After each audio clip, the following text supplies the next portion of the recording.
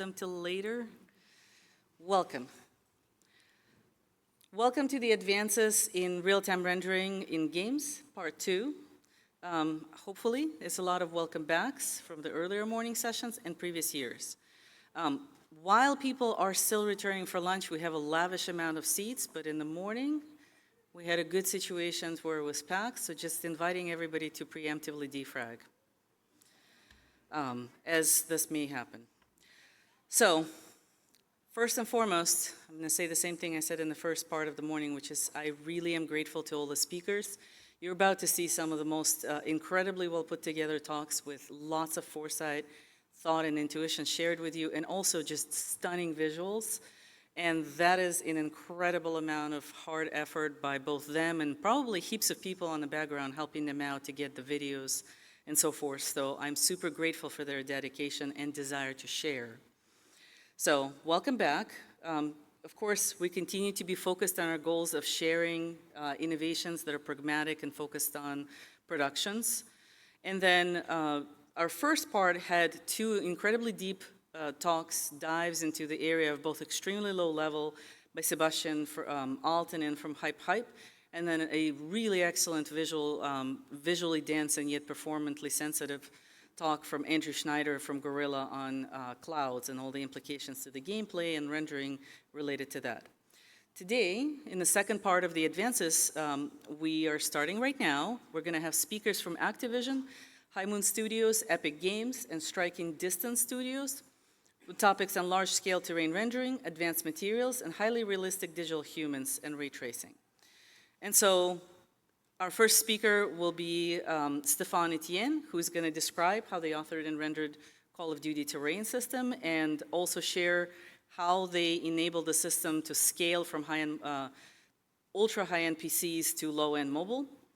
And then it will be followed by Sébastien Hilaire and Charles de Rouzier, who will discuss the new layered material model from Epic's Unreal 5 engine.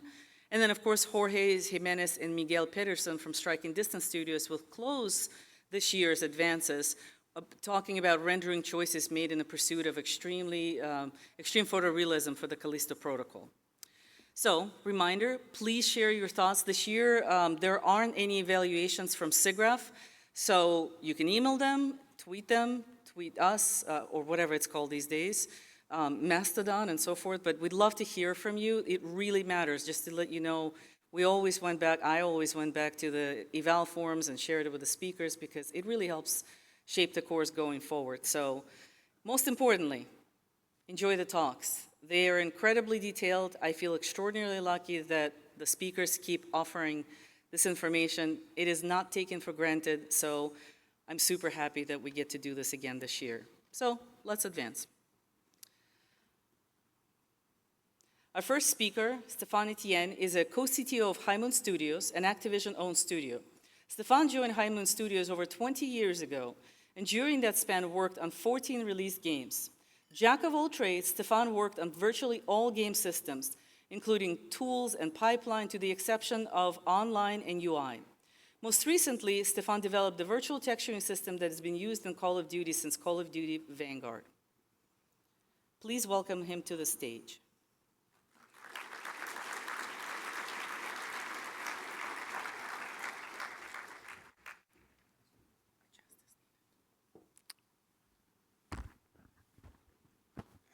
Right.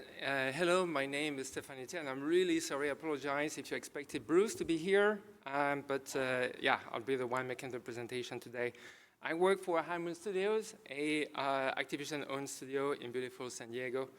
I'll present the terrain technology that we use to render large-scale terrain.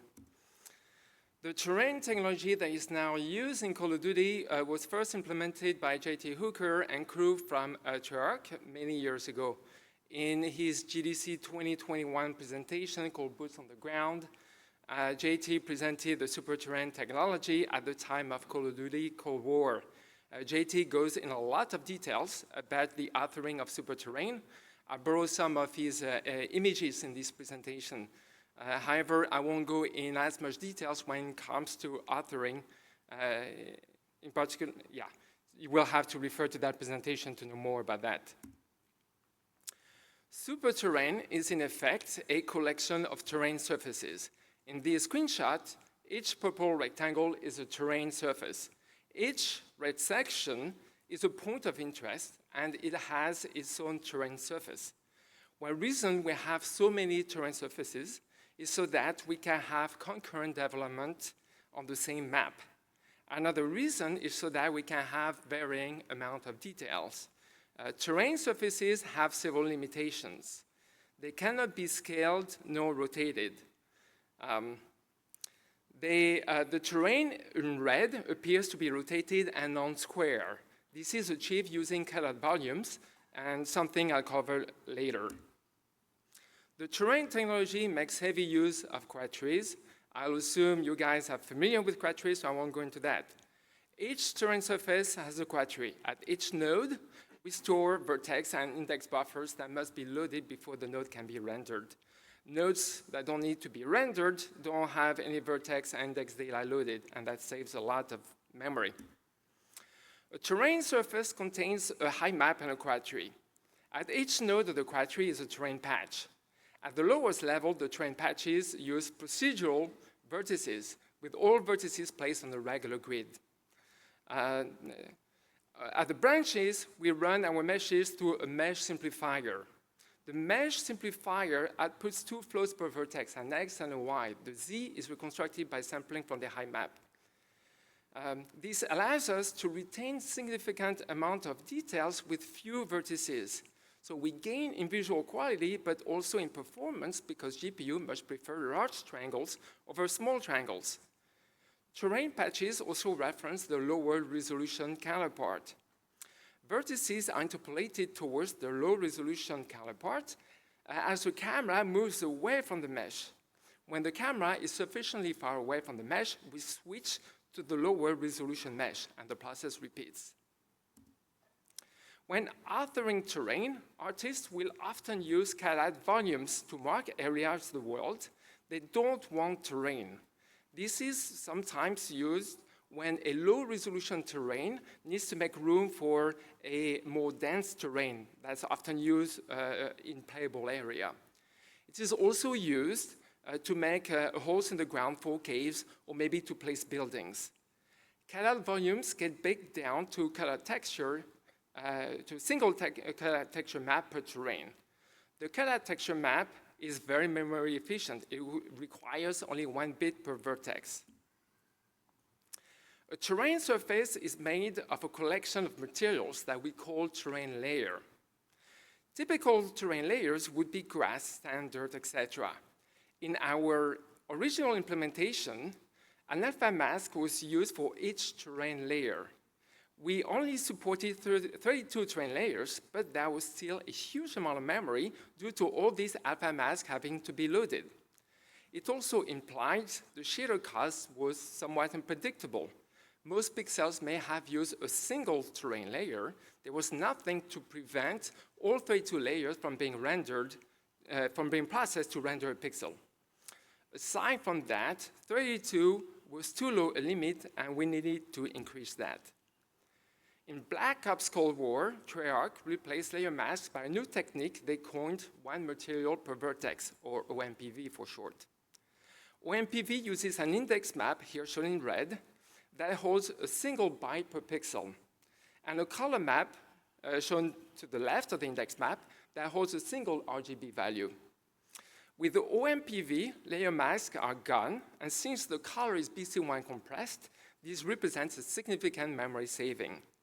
At each pixel, the index map records the most prominent layer. The color map is effectively a color tint that is meant to be used by that layer. With OMPV, to shade the texel T here, the shader code gathers index and colors at the 4 surrounding vertices. We compute an alpha value that defines the contribution at each vertex. The closer the texel T is to a vertex, the greater the alpha value for that vertex. The index of each vertex points to a terrain layer.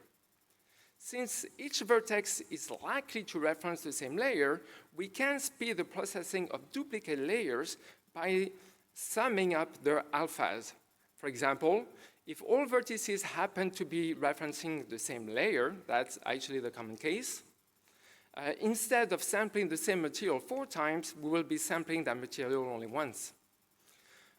Due to ill-defined conditions that JT explained at length in his GDC presentation 2 years ago, we multiply the alpha by 2 and climb to the 0 to 1 range.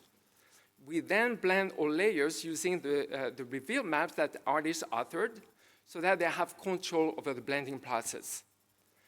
Not all layers are the same. Layers are sorted by their index, and the layer with the lowest index is the primary layer. So it's never blended. It always has an alpha of 1. OMPV has its fair share of issues, though. The first issue has to do with the pixelated look that you get by implementing what I just described. So it's clearly visible in this image here, the top right image. To address that, we distort UVs using a global 256 by 256 distortion map. Artists can control the amplitude and frequency of the distortion on a per level basis. This is a map-wide setting because UVs are distorted before we sample from the index and color map. Not unique to MPV, but when a terrain layer is used on a large swath of the map, tiling artifacts become noticeable. The way we address this is with a technique that we coined tile hiding. At every vertex, we compute a random rotation based on the world position of that vertex. This rotation is an integer in the range 0 to 15, interpreted as an angle in radians. The tile hiding is very effective at hiding tiling artifacts, but due to this added rotation, we can't merge duplicate layers anymore unless they happen to have the same random rotation. In the picture on top, since most vertices would reference the grass material, shading a pixel would typically involve sampling the grass material once. After tile hiding, though, since the 4 vertices are likely to have different rotations, shading a pixel will require sampling the grass material 4 times, each time using different UVs. Still, the visual quality makes this well worth it. Another issue with using the same texture on large swath of the map is eventually all details from the highest map become mushed. A solution to that problem is called Vista UVs. Using Vista UVs, we compute a second set of UVs that are quite simply the original set of UVs except scaled down so as to magnify the texture being sampled. We sample the albedo and normal again to compute a macro contribution. We then lerp regular contribution and macro contribution using camera distance to compute the final contribution.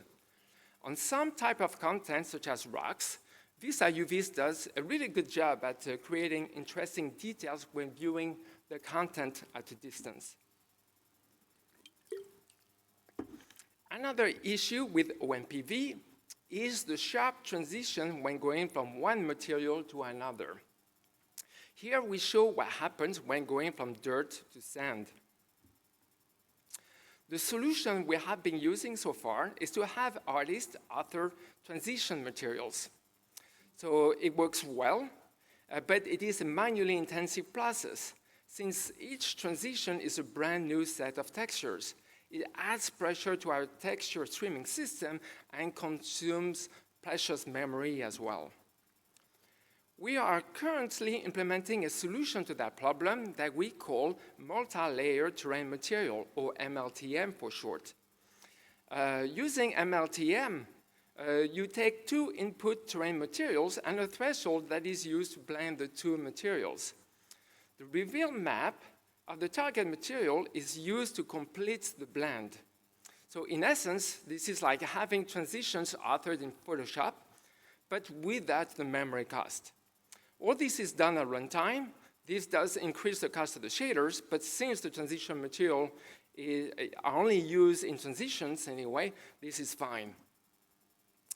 Virtual texturing is a process by which a very large texture is emulated at runtime, similar to virtual memory emulating a computer with significantly more physical memory than it has. Virtual texturing can be used to emulate a texture much larger than would otherwise be possible. The keys to that emulations are two textures. First, there is a physical texture that holds pages of the very large texture. A page is a small square section of the emulated texture, or one of its MIPS. A page is typically 256 by 256 pixels, but it really can be any size that you want. Second, there is an interaction texture that holds enough information to redirect the GPU to sample from the physical texture. So a single pixel of the interaction texture will point to a page of the physical texture. For example, using a 4K by 4K physical texture of pages that are 256 by 256 pixels times a 2K by 2K interaction texture, we can emulate a 512K by 512K texture. Virtual texturing is often called procedural virtual texture because the emulated texture is the result of procedural composition of materials and other drawing primitives. In this presentation, I will often omit procedural, but it is important to remember that the emulated texture is the result of a complex blending process and does not exist on disk. Virtual texturing are great at emulating large textures that cannot fit on the GPU due to their size. However, they are still too small to emulate humongous textures. For example, the 512K by 512K virtual textures from the previous slide would only cover about 0.3 by 0.3 miles at the resolution of 25 pixels per inch, or 500 meters by 500 meters at 1 pixel per millimeter. For much larger virtual textures, Kat Chen from Ubisoft proposed adaptive virtual texturing in his GDC 2015 presentation. I'll shorten adaptive virtual texturing to AVT. AVT can emulate a texture with up to 24 MIPS. At a resolution of 25 pixels per inch, this is enough to cover a 10.6 by 10.6 miles area. That's about 17 kilometers. At the core, the world is sliced in sectors that are about 210 feet by 210 feet. That's 64 meters. Each sector is managed by a virtual image, which is, in essence, a regular virtual texture. The size of the virtual image is dynamic. It changes as the function of the camera distance, hence why it is called adaptive virtual texturing. A virtual image has at most 16 MIPS. With 16 MIPS, we can cover an area of 210 by 210 feet with a resolution of 25 pixels per inch. Only sectors around the camera are made active. We only support up to 255 sectors. There is also a default sector that covers the entire world. The default sector always uses a 16 MIPS virtual image. In this video, you can see virtual images being created. The square in the top left of the screen is a representation of the interaction texture. It is only 512 by 512 pixels across. The default sector in pale green occupies the top left corner. The virtual image allocates space for themselves out of that interaction texture. The same color scheme is used to shade the terrain so that you can see the regions of the terrains that are under the control of which sector. As we get closer to a sector, you can see the virtual image getting bigger. As we move away from a sector, its virtual image shrinks. A virtual image quad tree is more complicated than normal quad tree because it tracks pages that are usable by the GPU. When expanding a branch of the quad tree, some child nodes may not have their own page. As a result, they must point to the parent page. This is illustrated in this picture. For example, at depth 1, the children's the root page were expanded because the child in brown had to be created, given there was a page for it. The other 3 children simply reference the parent page. Every frame, pages may become ready for the GPU to use, or the opposite, pages may become unavailable. So when a new page is composited, the quad tree is unupdated until the next frame. This is because we cannot take the risk of telling the GPU to start using a page as it is being composited. When a page is not requested, it will age in the cache. It is removed from the quad tree, but we guarantee we won't be using that page for at least 3 frames. This is more than enough to ensure that the GPU won't be using a page as it is being recycled. The CPU versions of the quad tree is too complex for the CPU to consume as is. So instead, we bake the quad tree in an indirection texture. Every frame, the game computes the delta between the previous frame quad tree and the current frame quad tree.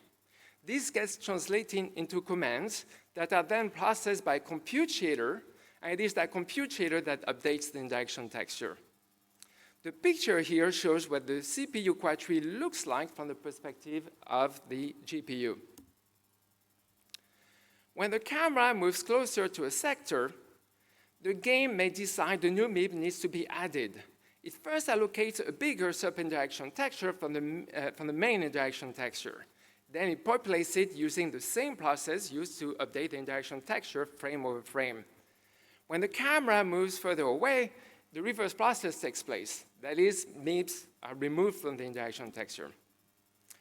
An indirection texel is a 32-bit value that provides the coordinates of the physical page. It also specifies the MIB level of the page and the quad tree width. All this information is required to go from sector UVs to physical page UVs. The code snippet here shows how we convert from sector UVs to physical page UVs. We have tools to help us debug and visualize indirection texture in game. This is what it looks like.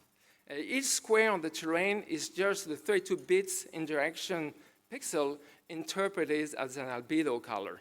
Normally, this would be filled by a physical page. Terrain is rendered both during the pre-pass and the opaque pass. During the pre-pass, terrain writes to the depth buffer and to a stencil bit reserved for superterrain. We also write the geometric normal to a G buffer. During the opaque pass, terrain is deferred rendered using a full screen quad. Every pixels that have the stencil bit set sample from the virtual texture to shade the current pixel. A core aspect of virtual texturing is that it is driven by the GPU. During the opaque pass, as it shades every pixel, it also computes the physical page it would have liked to use if it had been available. This information is stored in a feedback buffer. The feedback buffer is read back by the CPU 3 frames later. And the feedback buffer is what you see in the top left corner. Its resolution is 240 by 136 pixels across, but we are investigating lower resolution for low-end devices. For performance reasons, there's no thread synchronizations, and I'll talk more about that later. Each terrain pixel writes a 32-bit value into the feedback buffer during the opaque pass. It writes the MIB level of the virtual texture it will have liked to use, the sector ID of the pixel, and the quad tree coordinates of the indirection texture quad tree node it will have liked to use.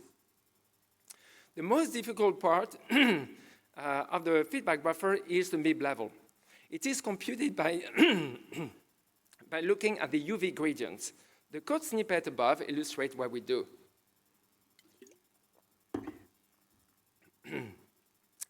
Once the GPU is done writing to the feedback buffer, the CPU reads it back. Given the resolution of the feedback buffer is 240 by 136, that's about 32,000 values.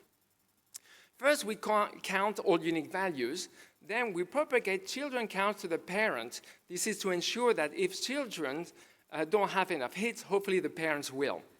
Then we sort by popularity. We want the pages that are requested the most to be composited first. We bias root pages of the sectors so that if a sector is at all visible, then we have at least one page for it. We also bias against high-resolution pages as a function of camera velocity. That's because the faster we move, the more quickly the page would be invalidated, so oftentimes it's not worth compositing. Given the feedback buffer is updated with unsynchronized threads, it can be very noisy, meaning it's undeterministic. We address the issue by using a threshold below which we don't bother compositing the page. Sometimes pages that are close to the threshold may be above the threshold when framed and below the threshold when framed. So we rescue pages that are already visible and to avoid visual artifacts. We also never request more than 1/3 the total number of pages in the cache to avoid churn. Despite everything I described, it is still possible to see low-resolution VT from time to time. For example, if you face the camera in one direction and turn it like that so that it fills the cache, then you do a quick 180-degree rotation to see what's behind the camera. It will take several frames for the pages behind the camera to make it into the virtual texture, and these can be quite noticeable. So the solution to that is to pick the closest medium resolution pages for all sectors that are active. We also often do camera teleports or very quick camera transitions. For example, transitioning from the sky where players pick the loadout to the ground where they actually spawn. The game is always told where the camera will teleport so that we can stream the appropriate content for that target location. So AVT piggyback on that to create medium resolution pages as well. Virtual texturing is essentially a cache. Typically, you only want to populate caches with up-to-date data. If the VT wants to composite a page, we need to make sure that all the MIPS that are needed for that page are loaded before the page is composited. Unfortunately, on hardware that have slow storage devices, it can take several seconds to load the required MIPS. This can result in bugs where the camera effectively outruns the VT and the entire level looks like a PS1 game. We found that it is better to composite the page as soon as it is requested but mark it low res. 15 frames later, if it is not fully ready, we recomposite it again, and that delay doubles to 30 frames, and we keep on doing that until the page comes back at ready, and we composite it a final time. And that really improves visual quality. Every frame, we only composite a final number of pages. On low-end mobile hardware, that never exceeds 4 pages. But on high-end PCs, this goes up to 20 pages. Popular pages not in the cache are always composited first. If we have room left, we recomposite any page that are marked low-res. Low-res pages are sorted by priority so that we always recompute the most important low-res pages. All pages have an age.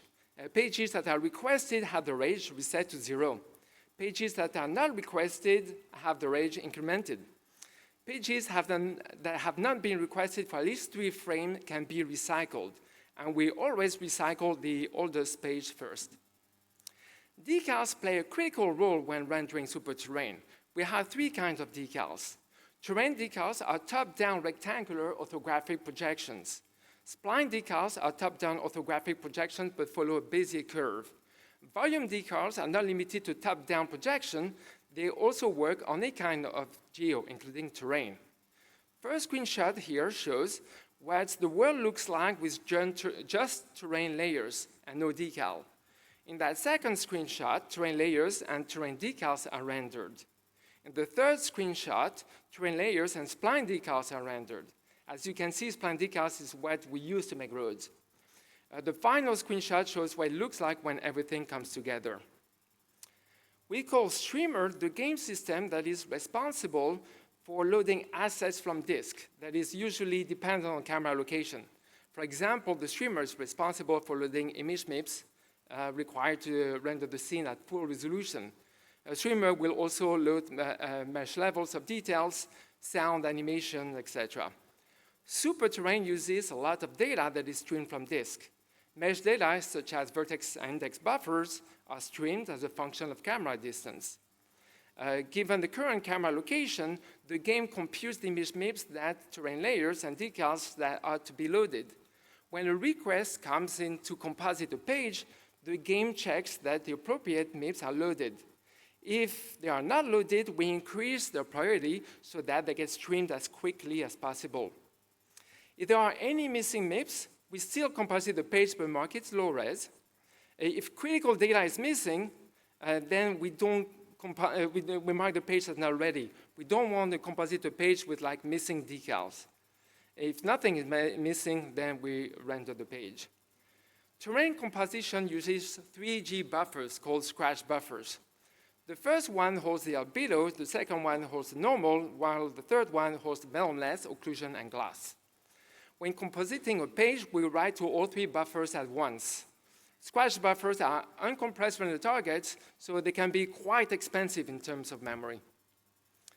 We first render terrain layers using a compute shader, followed by spline decals using a vertex and pixel shader, then followed by terrain decals using, again, a vertex and pixel shader, and we finish with a compute shader to render the volume decals. Decals can be rendered between groups, but you can't have like a volume decal rendered before terrain decals. Before copying the composited SIGGRAPH pages to the physical texture, we need to compress them. This is done using compute shaders. On mobile, we use STC compression and BC compression elsewhere. On all platforms but mobile, data can either be compressed as 2 BC3 textures or 3 BC1 textures. Note that this is at this stage that we see the greatest loss in visual quality. Our physical textures have 2 MIPS. This is required for bilinear filtering. Our physical textures pages have 4 pixel border. That's required for 8x anisotropic filtering. Our BC3 physical textures have 8 channels to play with. The first texture encodes albedo and melonless, while the second encodes normal, occlusion, and glass. The X component of the normal goes in the green channel, while the Y component goes in the alpha channel. In the BC1 mode, we have 9 channels to play with. The first texture encodes the albedo, the second texture encodes the glass, the X component of the normal, and the occlusion. The third texture encodes the melonless and the Y component of the normal. Then we have 1 channel left.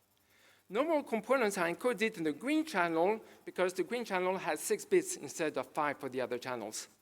Although in theory, 2 BC3 should result in better visual quality, I have never been able to tell the difference. BC1 mode reduces memory by 1/3 and adds 1 channel, which is quite nice. On platforms that have GPU tessellation and displacement enabled, we also use virtual texturing to store displacement.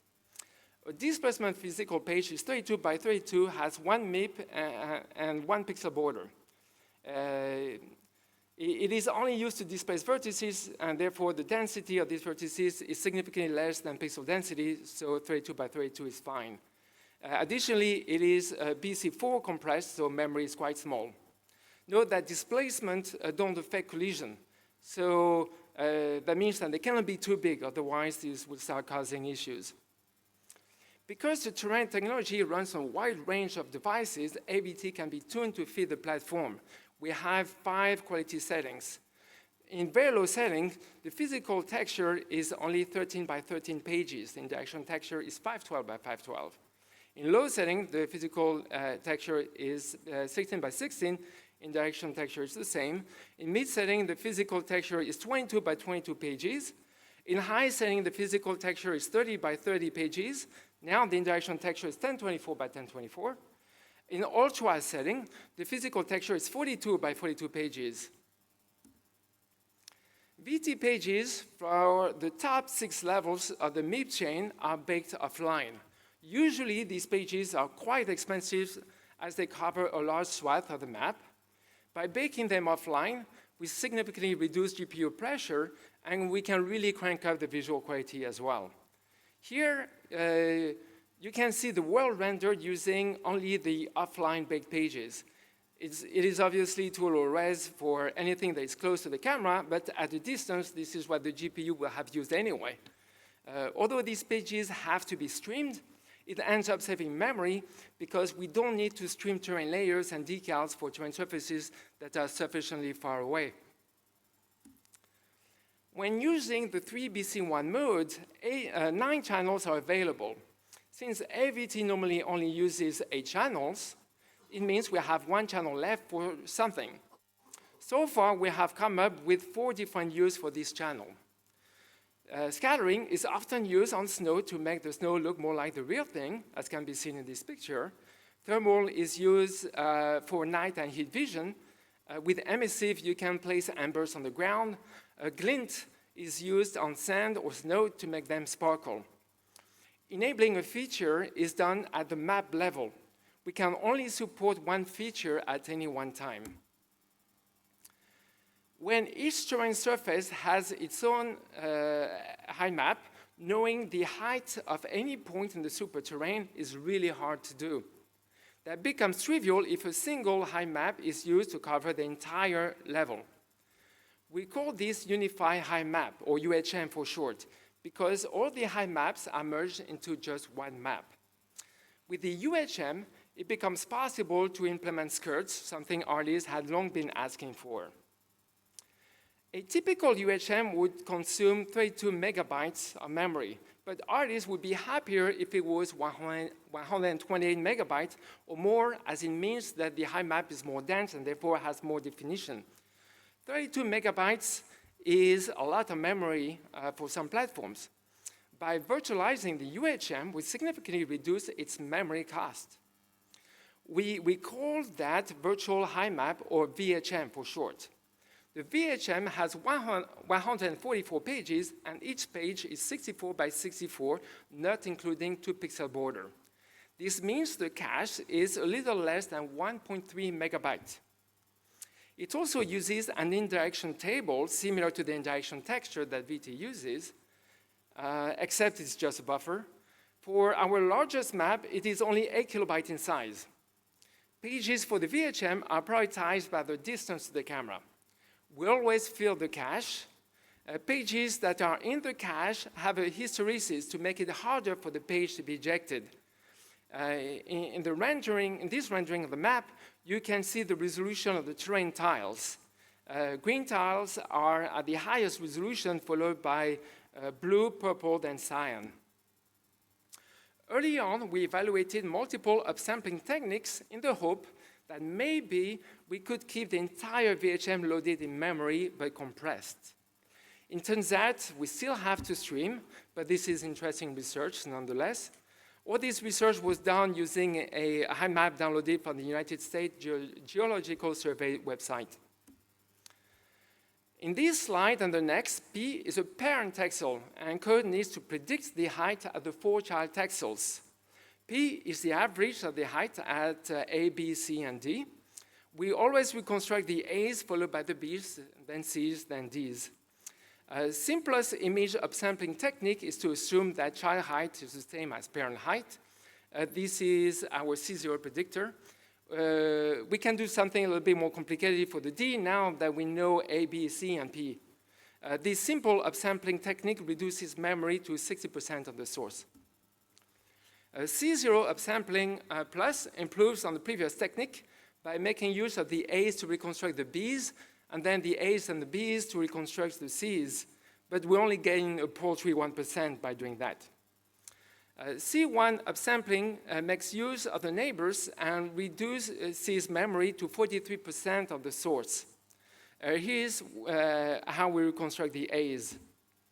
For the B's, we simply average the neighboring A's. For the C's, we average the neighboring A's and B's.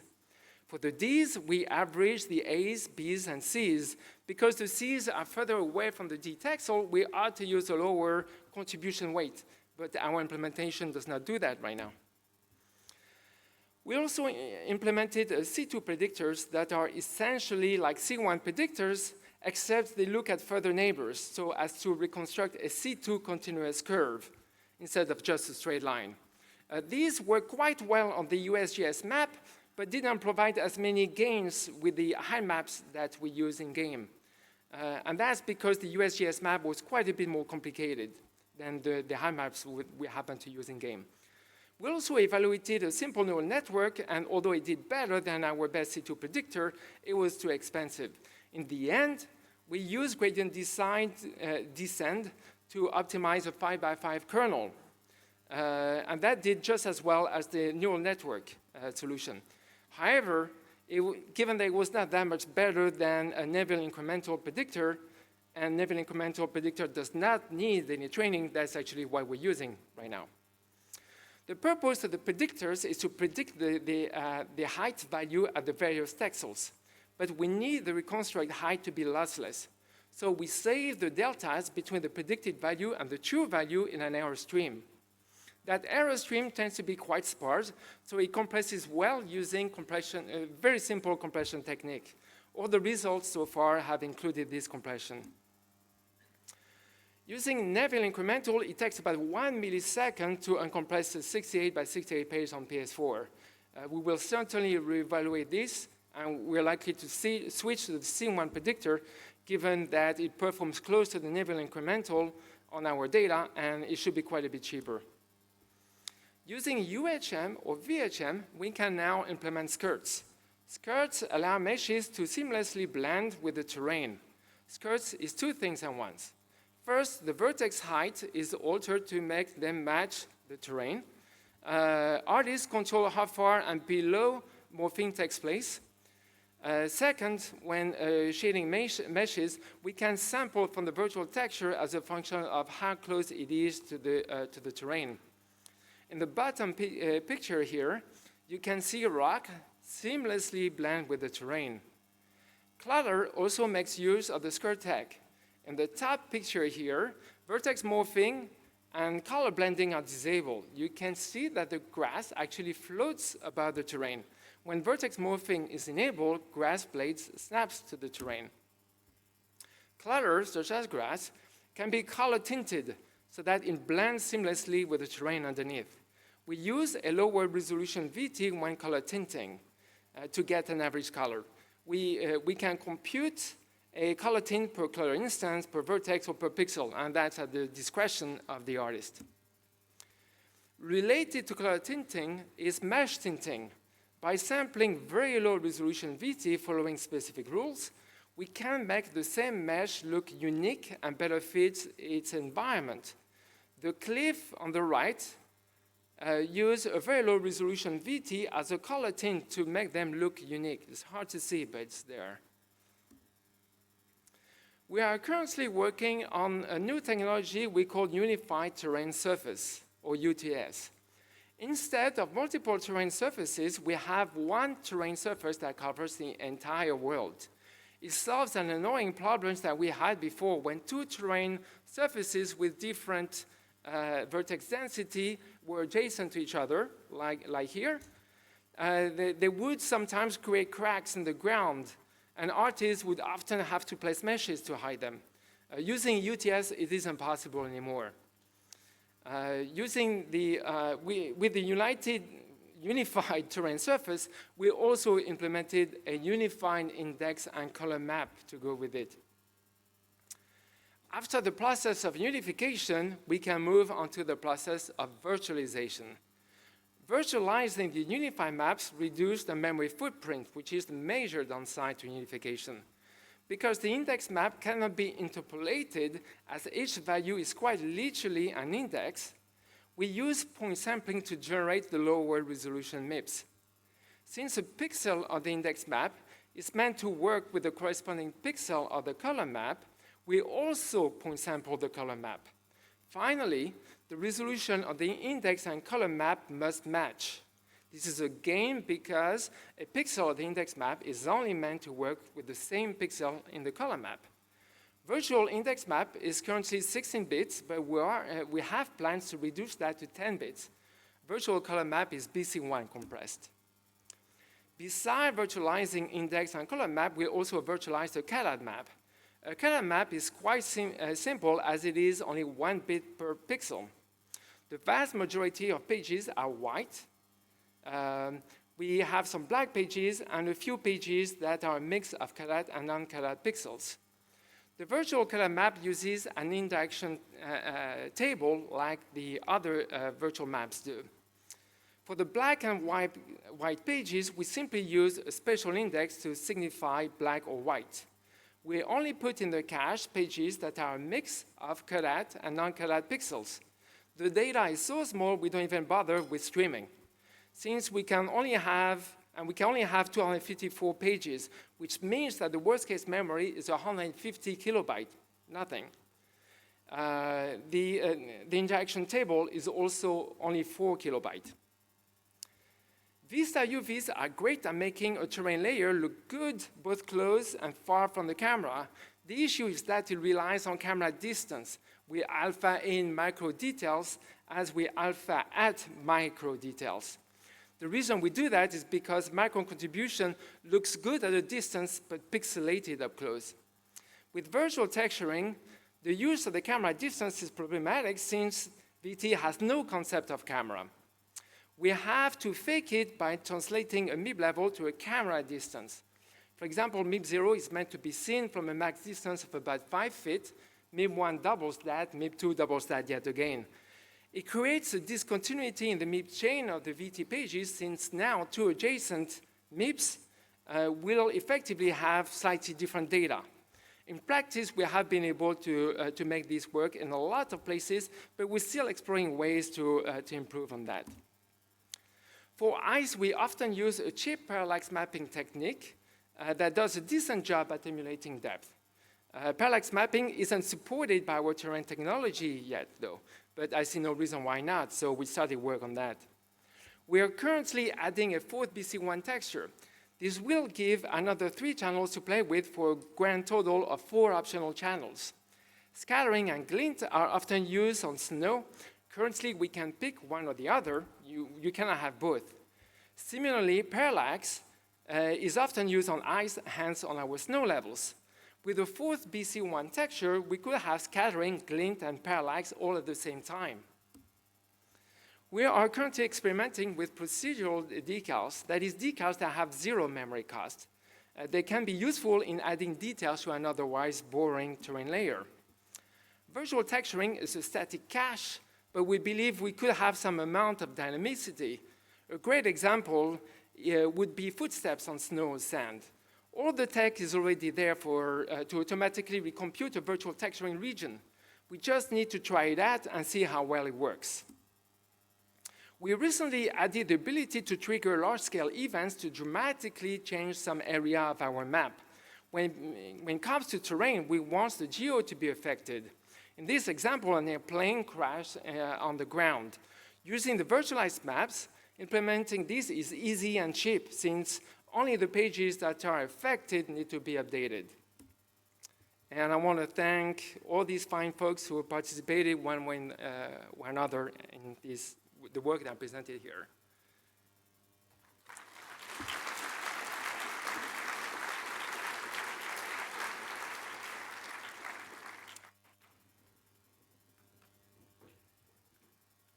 Only have 2 minutes, 1 minute and a half, I think. Are there questions that folks would like to ask? Please come to the microphone, and also remember, please use your name and affiliation. Well, for the sake of flow, we're going to move on for today, but let's thank the speaker for excellent talk. Thank you so much.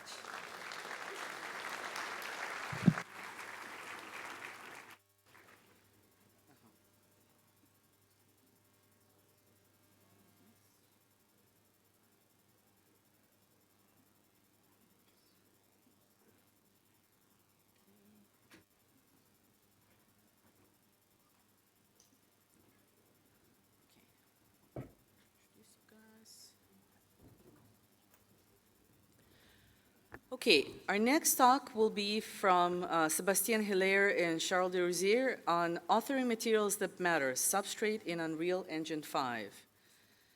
Sébastien is a principal rendering engineer at Epic Games, focusing on the Unreal Engine's renderer. He's pushing for visual quality, performance, and innovations in many areas, such as physically based shading, volumetrics, or visual effects. Before joining Epic Games, he worked at Dynamics XYZ, then Criterion Games and Frostbite at Electronic Arts. Charles de Rouzier is a principal rendering engineer at Epic Games. He helps to drive advancement in lighting and materials. He developed a real-time hair and fur system for Unreal Engine. Previously, he worked with the Frostbite engine team at Electronic Arts, where he helped to move the Frostbite engine onto physically based rendering principles. Let's welcome them.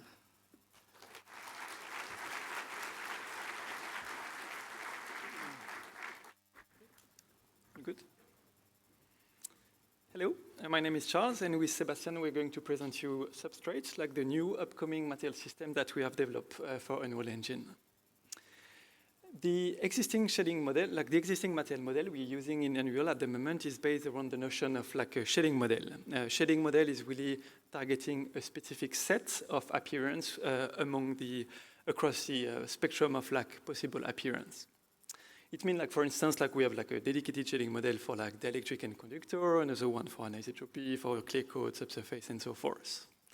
And like all those shading models are like implementing like nearly state-of-the-art like rendering techniques, as well as like being performant, because like Unreal is targeting like real-time rendering, mainly games, and so it needs to run at 60 or even like a larger, like a higher frequency. And all the shading model need to have like a consistent look across like all our rendering passes, from the raster pass to our like different reducing effect to the path tracer. But having such a fixed and like a specialized shading model it has some implication about like the flexibility you can reach. For instance, like what if suddenly you want to have like a subsurface material and that you want to blend that properly with like a conductor. With like a fixed shading model approach, it means that you can only represent like a shading model per pixel. And so when you get into the region where you blend those two shading models, it means that you will get this like harsh transition where you get like a strong discontinuity. While if you were able to support like multiple evaluation of shading models per pixel, then you get this like a smooth and gradient look across the pixel, leading to like a more intended and pleasing look. Another example of that would be like, what if suddenly your tech artists want to have like a subsurface material at the base and want to coat that with some like dielectric, let's say for emulating sweat or having like some like plastic armor on top of it. Then it would be quite complicated with like a fixed shading model approach. Maybe a more complex and esoteric case would be like you want to build like this like more hero style look for clothes or fabric, where you would have like this like too silky woven pattern where you would have like one set of thread like running like parallel and with like some anisotropic reflection, and like another set of like thread like running perpendicular woven with the other one, and all that covered with some plastic sheet for protection, for instance. And as we see, like we kind of like build complex appearance through composition through those examples. And so in the context of like fixed shading model, it implies that each time you encounter these like new use cases, it means that you probably need like a new shading model to implement that. But quickly that would mean like that would lead to like a combinatorial explosion of like a shading model, which imply as like a lot of implication.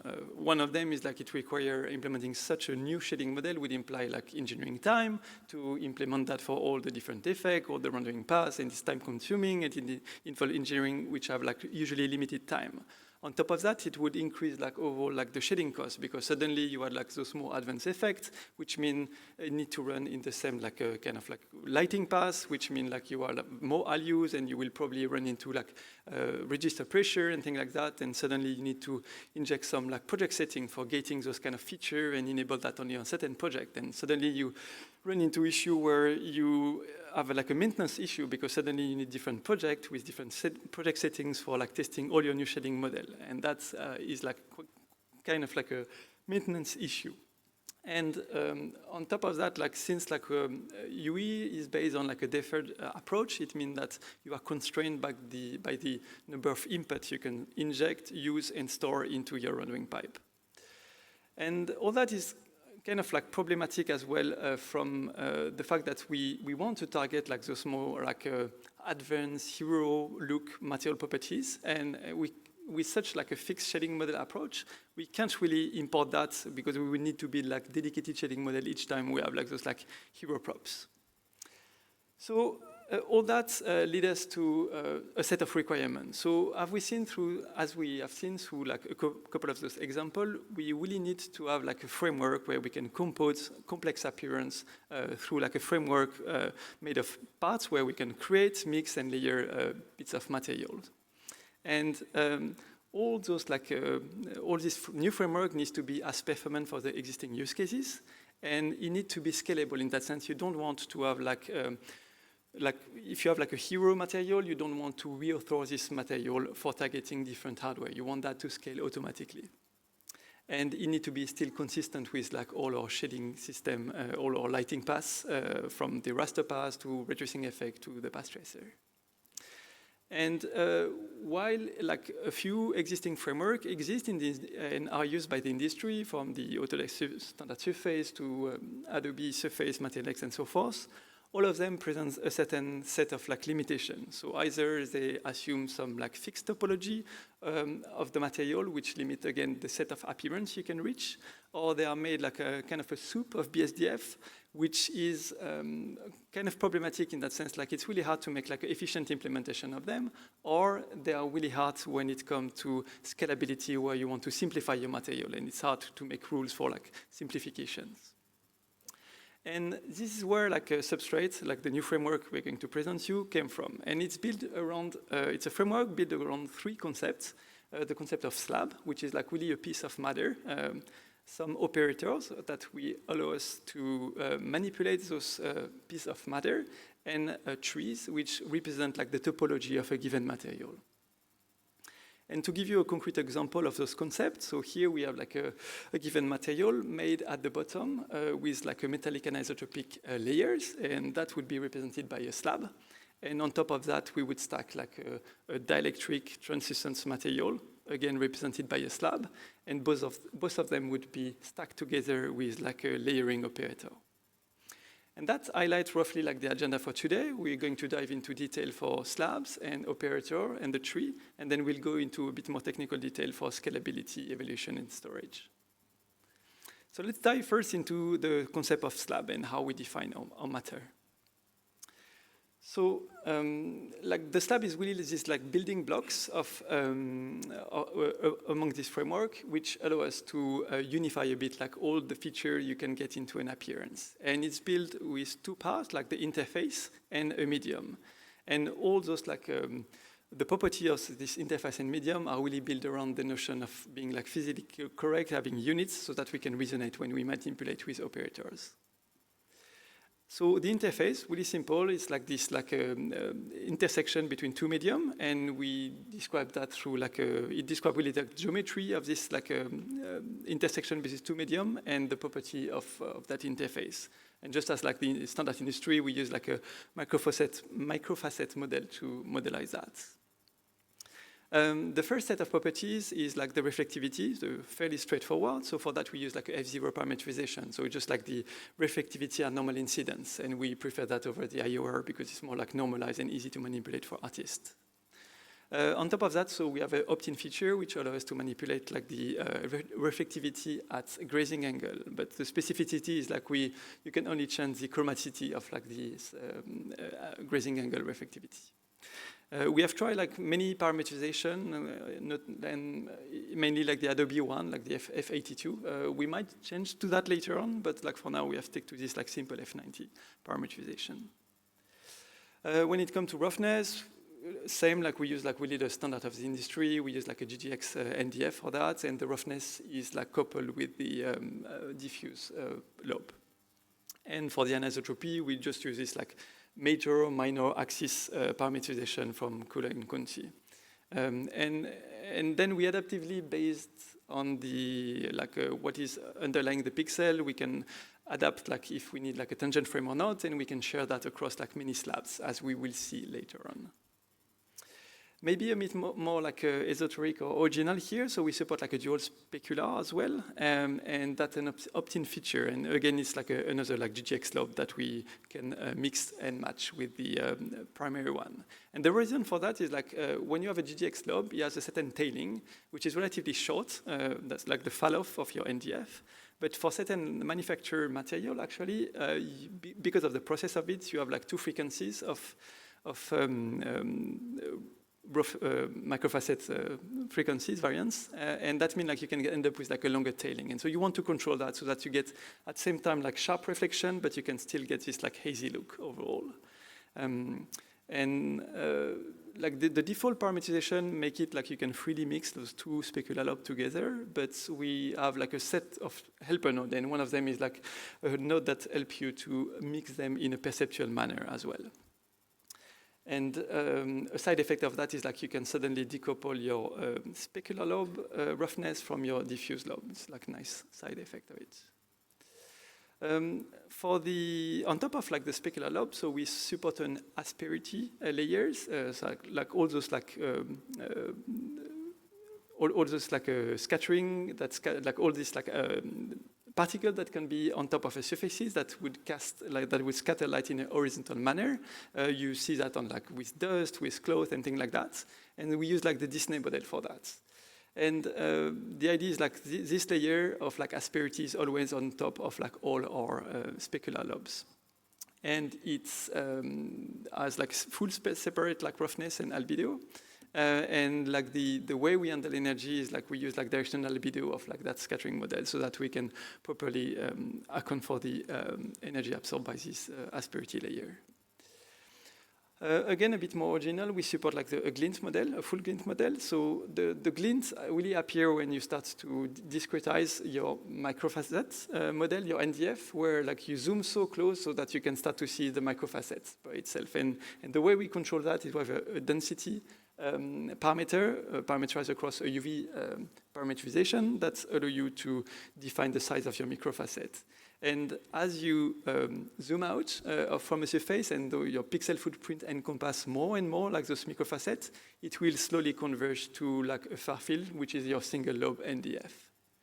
And we use like a Sherman model, which is based around the notion of like pre-computed LUT. Another like original feature we support is like a specular LUT, which is a novel like tinting of our like reflectivity, which is parameterized across like view and light angle, and that allows us to modelize certain effects like pearlescence or like a complex light effect that you can get in car paint, advanced car paint, for instance. Because we have like such an interface which can have some roughness and that can be translucent as well, it means it can scatter lights. And that means that the scattering will really happen at the interface, not by the medium itself. For that, we take into account like the reflectivity and the roughness. And in the raster case, since we can't actually trace the rays, or at least we don't, we use like an approximation like built around the notion of like a LUT that we have generated from online rendering, where we would pre-compute based on a thickness or like a depth distance and a roughness, what would be the spreading for a given distance and roughness. When it comes to energy, we need to be really careful there and just be sure like we never add or lose any energy. So like there's the notion of like energy conservation, or also known as like multiple scattering for the microfacets, that ensures that like at high roughnesses we never lose energy, and that we use like as like in the standard in the industry like a Turkey model, which add up like energy, and it's really visible at high roughnesses and high reflectivity. And on top of that, we use like the notion of like energy conservation, which ensures that all the energy that is reflected by the interface layer is never transmitted to the medium or the bottom layers as well. And for that, we use like pre-computed albedo table that ensure that energy conservation. So that was like a small high-level highlight of the interface. Now let's dive into the medium parts. So for the medium, we use like a volumetric formulation of it. And the reason for that is really we want to bridge the gap between the different models we used to have, which are like diffuse and notion of subsurface scattering and translucency. And we wanted to have really like a way to unify that in a certain manner. And for that, we use the notion of like mean free path and diffuse albedo, which are just like the dual of like the absorption and scattering coefficient that you you might be familiar with. And the mean free path is really just like the free traveling distance you get between two particles within the medium. The albedo would characterize like the amount of scattering you would get into for a given particle, and the thickness, which would be the third parameter, would be like the thickness of like the matter you're traveling, and so how the scattering would be done. And so with those parameters, we can fully characterize like the final appearance of a given medium. And that's like kind of like span the entire space of appearance, where the diffuse albedo would again like characterize like the milkiness of the look, while the mean free path will be more intuitively seen as like how much you see through the matter. And from an implementation point of view, it means that you can decompose this space into 4 sets. So like there is like this along the like diffuse albedo, you would get this like purely diffuse look that we'll look after. And then you have like what we call the subsurface scattering, which is really like the optically thick case. The remain would be like the more like optically thin, where you have some scattering happening, but you can start to see through the surface. And then the special case of like translucent, which is a special case of the optically thin, where you can see through, but there's no scattering happening at all. So for the diffuse case, we use like a retroreflective model for the diffuse from Chan, where the only parameterization that we have is like based on roughness, and that allows us to get like some retroreflectivity at grazing angle for high roughnesses. And as I mentioned, like the roughness is coupled to the primary specular roughness. And that mode or that regime of scattering is really when your mean free path is relatively small compared to your pixel footprint. The second mode would be like this optically thick, where like the scattering, you get some scattering that can bleed outside of your pixel footprints.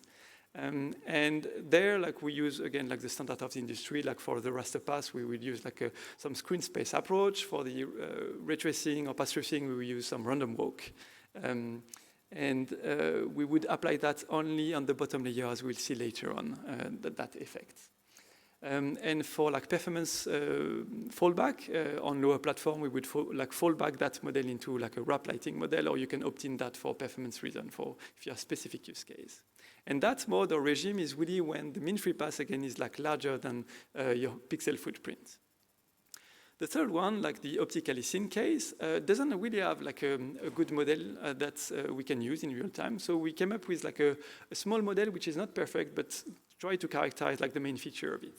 So in such a regime, you have like a part which is like scattering back energy at the surface, and a part which is transmitted through the surface. And the case where we're mainly interested is when you start to coat such an optically thin layer on top of like opaque surfaces. And for that, we will use like a pre-computed LUT approach. But that model made some simplification where like the effect overall we try to characterize is really a volumetric effect. And here we try to simplify that as a BSDF, so it has no special variation on it. That's like for future work for getting this like more like a deep scattering and hazy look that you might see in such a case. And so our implementation for that is based on 2 components. For the transmission part, which is really easy, we just use like a BLMBET model for that. The scattering part is where it's a bit more complex, and there we've run a few pre-computation offline where based on the single scattering, which we can derive from the diffuse albedo, like the multiple scattering version, and a rescale mean free path and some view and light angle, we can pre-compute a table where we can derive the quantity of light that would be scattered in such a case. And that would allow us to mimic like the overall energy behavior for such a regime. And for the last one, the translucent case, which again is just like the optically thin case, but where there's no scattering at all, we use like a plain BLMBET model, where we would get just like absorption going on. And for that, we use like in the raster case, we would use like some dual source blending for the composition, and we will use just like the reflectivity, like the F0, from which we can derive the IOR for the refractive part of it. And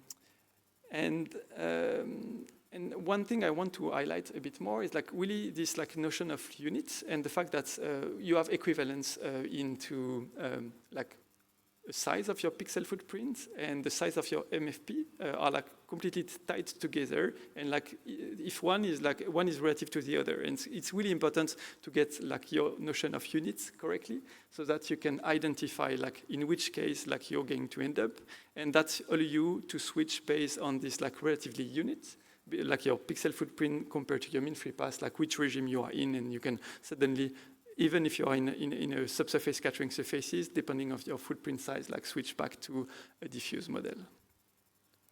Another important notion is thickness, because it will determine like how much transmittance you get into a medium. And there's different notion of thickness. So you have the case of like a thick object, where like the thickness would be defined by the geometry boundary. And so there are like multiple ways to evaluate that. So in the raster case, you could do some using some fixed value. You can use some shadow mapping to get an estimate of the distance. You can use some SDF as well. For the race tracing and path tracing case, you would just use some tracing distance to get the actual thickness of it. And for the thin case, like imagine you have like some like a foliage or leaves or some clothes where the geometry would be just like a single layer. There, like there's no notion of thickness, but you still need to have a value when you estimate your absorption within your medium. And that would mean you need to define the thickness at the graph level. And similarly, when you start to stack matter on each other, you need to define the quantity of matter you are stacking on each other. And that would be defined again at the graph level through the operator, as we'll see a bit later on. So that gives you really like a highlight, like a broad highlight about the notion of like slab. And now let's dive a bit into the operator section where we manipulate like this piece of matter. So we have three types of operator. One of them is called like mixing, horizontal mixing, which is similar to like kind of like lerping between the different materials. We have the notion of like a vertical layering, which is a bit, you can think of it as like coating. And finally, we have the notion of like coverage weighting, which you can think of it as like alpha blending. And just to be clear about like the terminology we are using, we're going to just like have a small dive into that. So imagine you have like a rough metallic surface on which you are going to, on which like the light bounce, you get like that given look. And if you start to coat these like rough metallic surfaces with some dielectric, but with a transmittance of 0, which means like the mean free path is really small, so it absorbs all the light. You can't see actually like the rough metallic surface. You can only see this like dielectric layers, and that really means that the transmittance is 0. As you increase the transmittance, so as you increase the mean free path, you start to see like the lights can start to go through the dielectric layer and reach like the metallic layer. And again, you can increase that, and that transmittance will characterize like how much you can see through. And in all those use cases, like the coverage of this like dielectric layer was 1. It means like when the light traverses, it will always traverse like this dielectric layer. While in the other case, the coverage was 0. There was no matter, so it will never traverse that. And so having a coverage of 0.5, for instance, means like you will get like this like partially presence of matter for a given pixel. And so the light will 50% of the time traverse that piece of dielectric coat, and 50% of the case it will not traverse that. And the throughput will be really the mixture of this notion of coverage and transmittance, and that defines how the throughput of a given thing would be. So let's go quickly through our different operators. So we have this like horizontal operator, like a gold layer, for instance, mixed with like a plastic layer. And that would mean just like you get a bit of coverage from one of them and a bit of coverage of those two, and you interleave them. And then when you do the evaluation, you evaluate those two type of material, and then you mix like the end result together. Conversely, like vertical layering, very simple. So you have this like base anisotropic layer. You coat that with some color coating material. So you stack really some piece of like matter on top of that, and that will influence like the transmittance of the light. It will be tinting in orange, and you can add like layer by layer, and that will build up the appearance. Each time the throughput will be affected by all the layers and build up the appearance. The coverage weight is maybe the less intuitive. So like when the light travels such a piece of slab, it will get attenuated, and as it will traverse like the matter. And if you plug like a coverage 1, it means it will traverse like partially like either the matter or it will not. And that will create like this like either, yeah, this look of like a opacity kind of thing. But an important difference that we need to highlight is like there's really a difference between vertically layer and like having coverage operator. So let's say you have this example of like a metallic slab that is coated with some dielectric tinting coat. And as we vary the thickness across like the surfaces, you can see like the transmittance be affected. So you see more orange in certain parts and you see less orange in other parts. But in all cases, you see like the reflection, the specular reflection of the coat, even if there is no transmittance, but you always see that. While if you would do the same with like a coverage operator where you vary the coverage across the surfaces, you will see this like orange look, but where there is no this like absorption going on, the specular of like the interface of the coat will disappear as well. So this is where like the main difference would be. And that concludes like the operator part of it. And now Sebastian is going to talk about the tree part of it and how we organize the matter.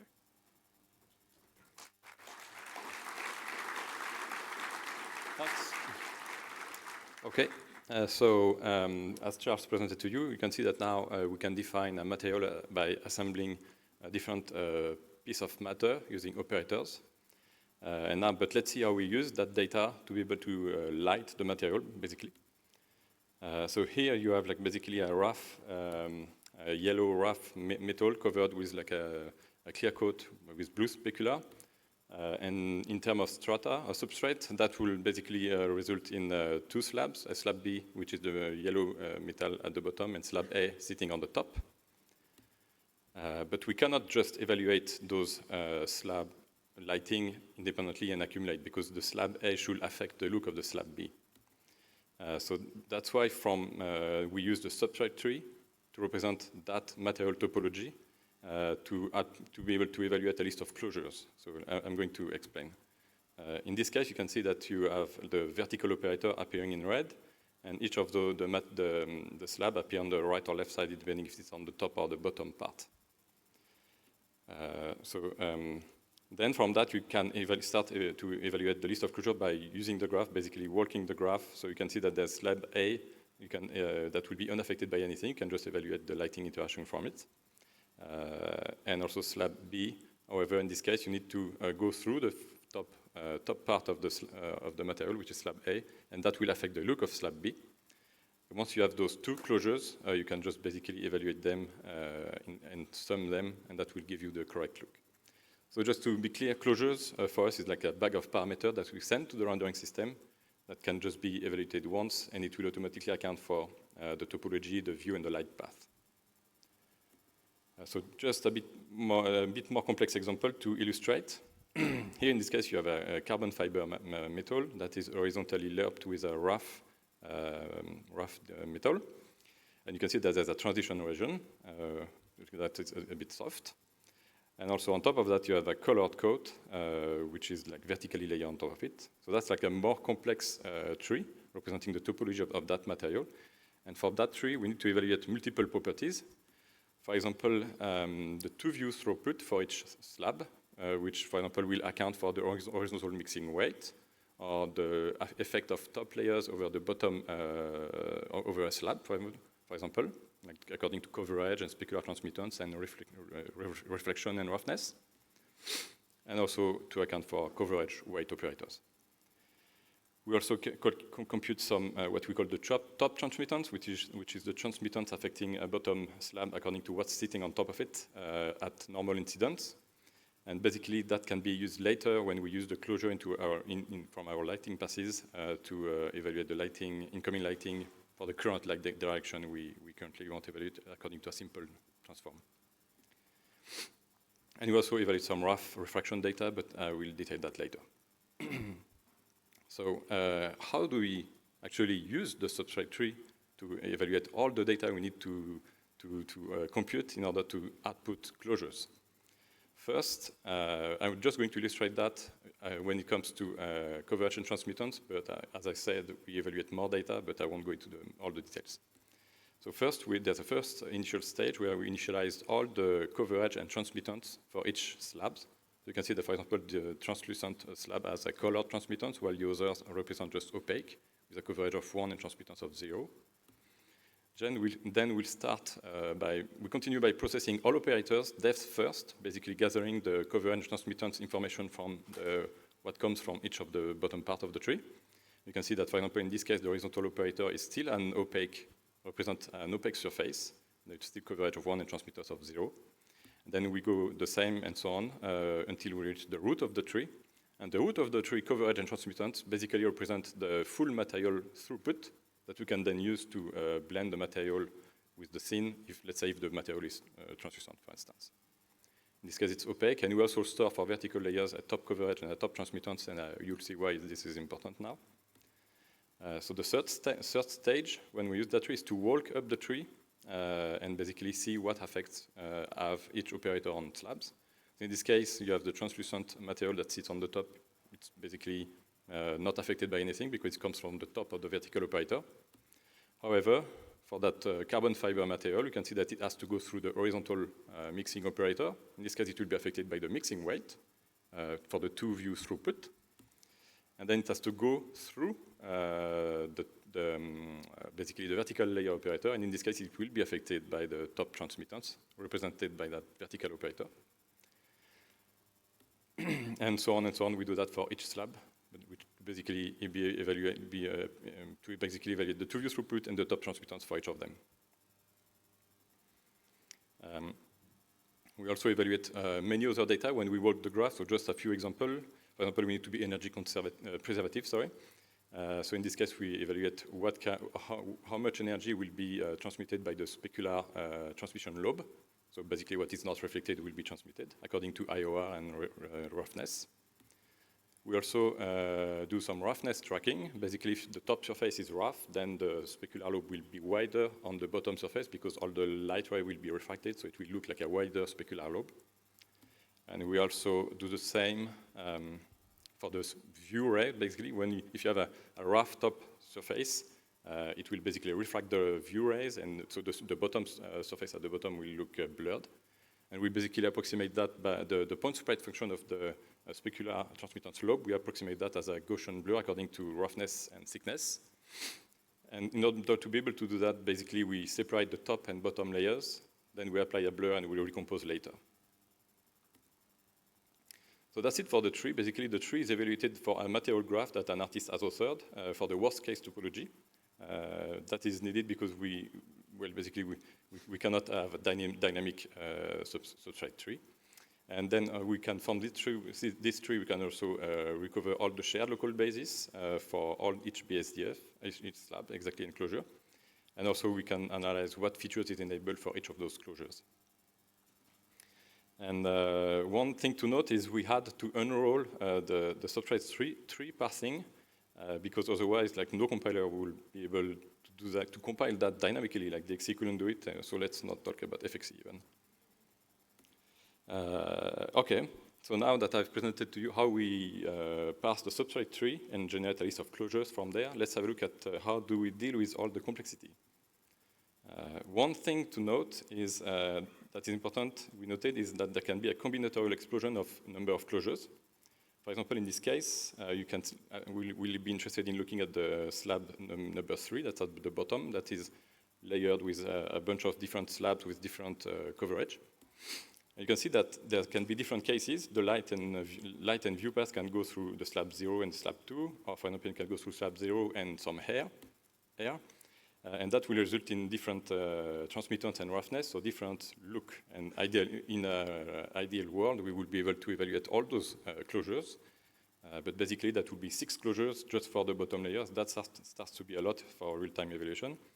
So what we have basically is we have a way to aggregate all slabs that sits on top of another one into a single representation, a statistical representation. And in this case, we are able to output just one closure for the slab 3. So how does it work?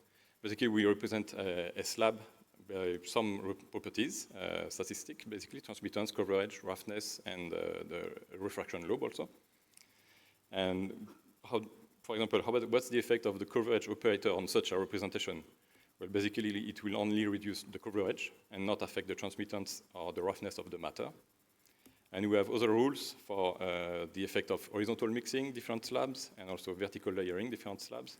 But I won't be able to go into the details now. You will have to refer to the bonus slide later when you have access to the presentation. So now that we've seen that we can have that the number of closure under control, we still have to deal with some scalability. Like on some platform, for example, maybe on PC you can have cinematics, you can have a lot of slabs, but maybe on mobile you want to evaluate one slab. So in Unreal we have different paths. We have the forward and deferred paths, and so we can tweak shading quality per platform, enable or disable some effects, for example, rough refraction. And also on deferred, you can note that we must fit in the GBuffer memory. So that's a constraint. And on some platform, like running in forward, you may still want to reduce the number of closures to a single one, for example, even in forward. So the tree scalability. So how can we simplify then such a complex material in order to be able to run on platform that can run only one slab, for instance? So in this case, what we rely on is the fact that the slab is a principal representation of matter, so we can resonate about it. And basically what we propose is to simplify the tree using empirical rules that will basically parameter blend different slabs. And it's interesting to note that if we wouldn't, like, this is only possible, it would be hard to do with a soup of BSDF, like, for example, MaterialX or MDL does. But the slab, like, principal representation allows us to do this kind of parameter blending approach. So let's illustrate in a very simple example how that works. It's very, very simple in this case. There's a slab A with some diffuse and F0, slab B with some diffuse F0 and also normal and F90. And if you want to parameter blend them, like horizontally mix them, you can just think of it like you could do just a lerp, for instance. But you can imagine that rules can get more complex for other parameters that are non-linear, or also the vertical layering has different rules also. So let's have a look. In this case, you have like this complex material that is 72 bytes per pixel. Like we have all the lobes, all the details. And if we start combining the different slabs, the slabs from the bottom part, we always try to combine the bottom nodes first in the graph so that the difference is less visible. You can see that then that material is only represented with only 48 bytes. And the difference is minimal apart from a few different edges because different roughness lerping. And if you continue forward, we can then merge everything into a single slab evaluation, single closure, and at the end, that will be only 12 bytes, because in this case, the material is simple, it doesn't have any special features. So even though it's a bit different, you can see that the overall appearance is preserved.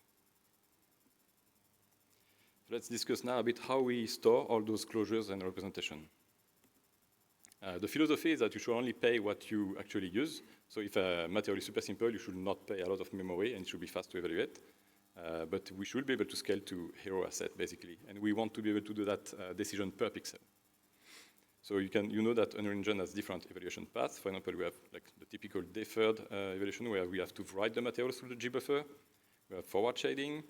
And we also have some passes that writes basically the material and send material data through the material payload. I will explain that a bit later. So let's have a look at what happens when you want to render a material in the deferred shading pipeline. First, you have the compiler that will compile a material. In this case, maybe the compiler will by himself identify a slab that has a coverage of 0, so it will just remove it for us. And there's also in some other cases, when, for example, the horizontal mixing weight or the coverage is 0, then we can also dynamically remove slabs and closures dynamically when we evaluate the material during the base pass. And then we'll get that list of closures that we will write to the GBuffer that will then be used later for the lighting passes. And so let's have a look at that GBuffer data. We basically write per pixel according to the complexity, like some headers and some closures that we aggressively pack. And then we analyze basically that, the GBuffer, and per tile, we're able to gather and know what's going to be the complexity. So if it's just like diffuse, specular, roughness, that's going to be a super simple Disney model. but maybe in some cases you have subsurface enabled, maybe in some cases you have two closures. So you can see here different colors that represent the complexity. And that is interesting because we are going to tile all our lighting passes, and we, of course, want the simple case to go fast. And when you have the simple case has less register pressure because there's less features enabled, less complexity, so it will render faster. That's important for us. So just to illustrate the dynamic culling that can be happening in the material, you can see here there's like a green dielectric mixed with a metal, and we only pay the complex cost in red, for example, of multiple closure evaluation on tiles that intersect with pixels that have more than one closure. So per pixel, how do we store a material representation? And as again, that's the decision per pixel that is done, but basically we have a header that represents the type of the material, and maybe for example, the closure count. Then we have the list of closure, and each closure is a header with some extra data at the end, and the header, for example, tells what is enabled, and then we know what we have to read, what are the data that we need to read later. Then we have a list of tangent bases shared between all the closures. And we also have some side data that is needed that we write everything so we write some top layer data, which is needed, for example, for screen space reflection or the distance field AO. And we also write some data specific for the subsurface scattering post-process. So this is to communicate with our post-process passes. And as I said, this is like adapted per pixel. We decide that per pixel. And in simple, we have what is like the simple Disney model, like diffuse specular roughness. In single, which is like a bit more complex, we have basically one closure with any features enabled. Complex is going to be more than one closure. And special is going to be the path where we use some advanced effects which are a bit more costly, such as specular LUT or glints. So in this example, you can see a simple material model Disney, simple diffuse specular roughness, and that's only 12 bytes per pixel. Then here we enable, for example, haziness and change color also. And you can see that now we start to have a less aggressive packing, and we have a full closure there that is noted, and that the cost, the memory stored is increased to 20 bytes. Then in this case, that's the material that we've used for the Electric Dreams demo we've released at GDC on the car, if you remember. In this case, that's 3 slabs, all composed together and layered. In this case, the cost, the memory cost is like 76 bytes. And if you enable more features like glints with many different layers that could be required for some car paints, then you can really reach like high number of bytes per pixel. In this case, it's like 100 for some of them. And we have also the specular LUT for some pearlescence look and etc. So basically, when we store a closure, we aggressively pack each of its data as much as we can because we want to be as tight as possible. For example, the F0 is like 776 bytes, or first amount is 6 bits only, sorry. And we basically hide the potential bending that could appear due to that with some dithering. And basically, in the end, we just end up with a list of units that we want to write into the G buffer, which is represented now as a texture 2D array, where the first 3 slices, are bound as render targets, and the rest is bound as UAVs. And basically, that's interesting because when the material is is small and simple, it's always more efficient to write through render target to leverage the output merger, like caching mechanism, where UAVs can be slower. And small note about the allocation strategy for this buffer. We always allocate the number of slices according to the material like we have on screen. We encounter on screen after culling. But we never shrink it, because if you start shrinking and reallocating big buffers, you will basically face memory relocation hitches and memory fragmentation. So once we have those closures that are stored per pixel, we can read them during the lighting pass and basically loop over each closure and evaluate each of the features for each closure that we want to, that have been enabled, basically. Yeah, and basically that's it. So when it comes to hardware ray tracing, as I mentioned, we have a few passes using that. And if you may know that when you do hardware ray tracing, you want to maintain the payload size super small. Like the payload is the data that is sent back from the heat shader to the regeneration shader. That's what we do when we want to evaluate the lighting in a regeneration shader. And in this case, we constrain ourselves to 64 bytes for the payload size. So when it comes to lumen, where it's for GI, so we don't need all the intricate details of when evaluating closures. So in this case, we force a full tree simplification all the time. And that fits into the 64 bytes for the payload. And when it comes to the path tracer, however, here we are interested in all the details, all the specular lobes, everything. But we cannot send a substrate tree in the payload, that's too big. We may have multiple closures. So we just stochastically select one of the closures. Once the substrate tree has been evaluated, we select one of them according to the directional albedo and throughput. And basically, that's the one that's going to be evaluated. And doing that, we just it's a trade-off between variance and performance, because the more you will have closures to be evaluated by the path tracer, the more you will have noise. But if you increase your number of samples and use the denoiser, basically, it does a good job, as you can see here on the illustration. Lumen and the path tracer, like the rasterizer and lumen and the path tracer looks pretty similar.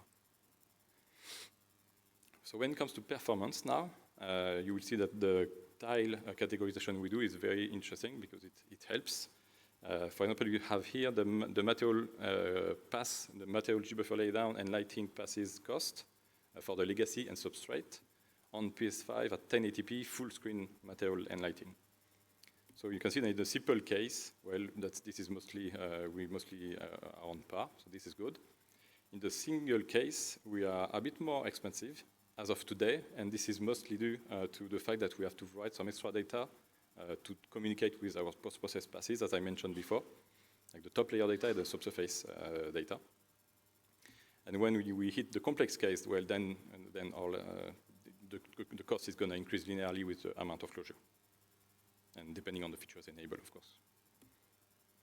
When it comes to memory allocation, so that's the legacy G-buffer we have in Unreal, basically 32 megabytes, and when it's substrate, we use a bit more megabytes, but it's important to know that all of that, all those bytes are not going to be written to, because we adapt automatically per pixel according to the complexity. And in most of the cases, and all the legacy shading model, you're going to write just like in the 300 targets, and that's going to be efficient. We even have, we have like some special optimization done for some legacy shading model also. And as I mentioned, like we are not done yet. We are going to start another round of optimization and performance. So to conclude, we have presented to you just Substrate, which is like our what we believe is a modern material framework built around slab operators and tree.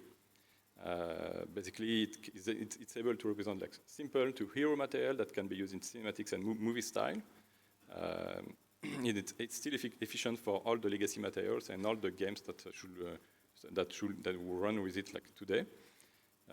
It's also allowing us to enable like more complex effects such as glints without affecting the materials and the materials that remain simple thanks to our categorization. And basically, this really unleashed like the artist's creativity. But everyone has to really be aware that the more you add slabs, then the more you will have closures, and the more you will pay some cost. But it's really good to see that that's our proposal to removing the limitation of the statical G-buffer allocation and increase the material complexity, basically.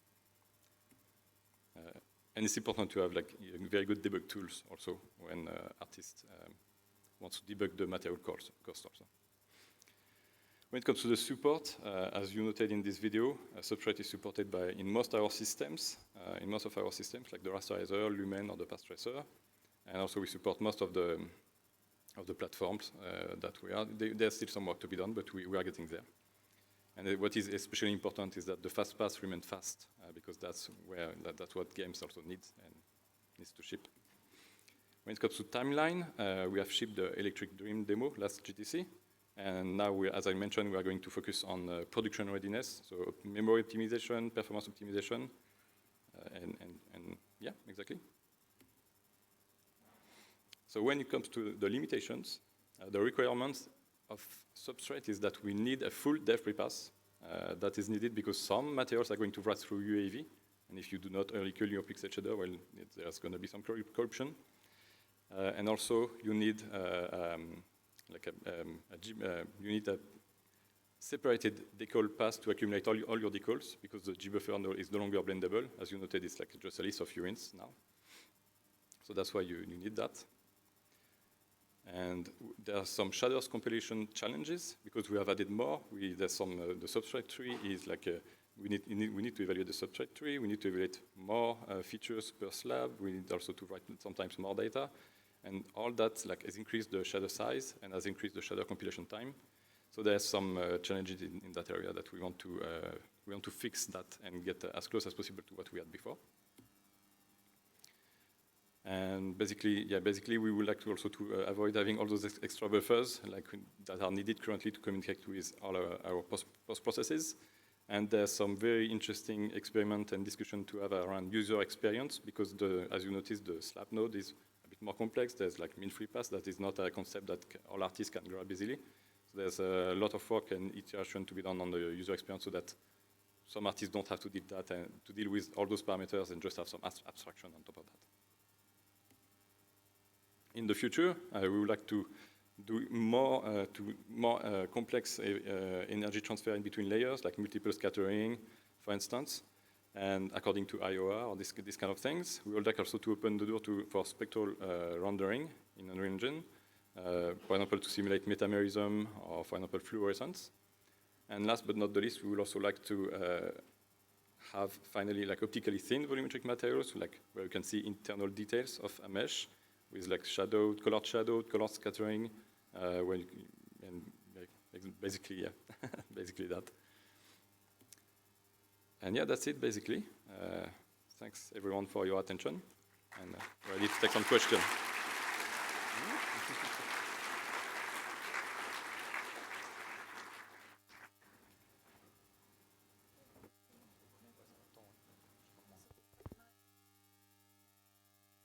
To the microphone. And in the meantime, so you mentioned, that there is a bit of a learning curve for the artists, which we certainly have encountered, for example, in our case. Beside the closure visualization, what are the other ways that you enable artists to be able to understand the potentially cliffy cost for performance complexity of the layered materials? I can answer that one then. It's like the debugging. We have the closure count per pixel, you have that tile complexity. We can have a look also at in details each closure, what features is enabled also. So it's really like adds up, and we have also so advanced details to show the complexity of the base path, where we have the substrate tree that is visible. So the bigger it is, it's going to be expensive also. Yeah, these kind of things. Yep. Thank you. Hi, John Greenberg from Seed. So a follow-up to the question that was just asked. So you mentioned with like roughness layering that could actually trigger specifically having to break it out into multiple composite layers where you blur in between, which presumably has significant performance implications. So first of all, how do you convey that to artists? Because that sounds like a very situational case that might be very specific to like masking properties and things like that.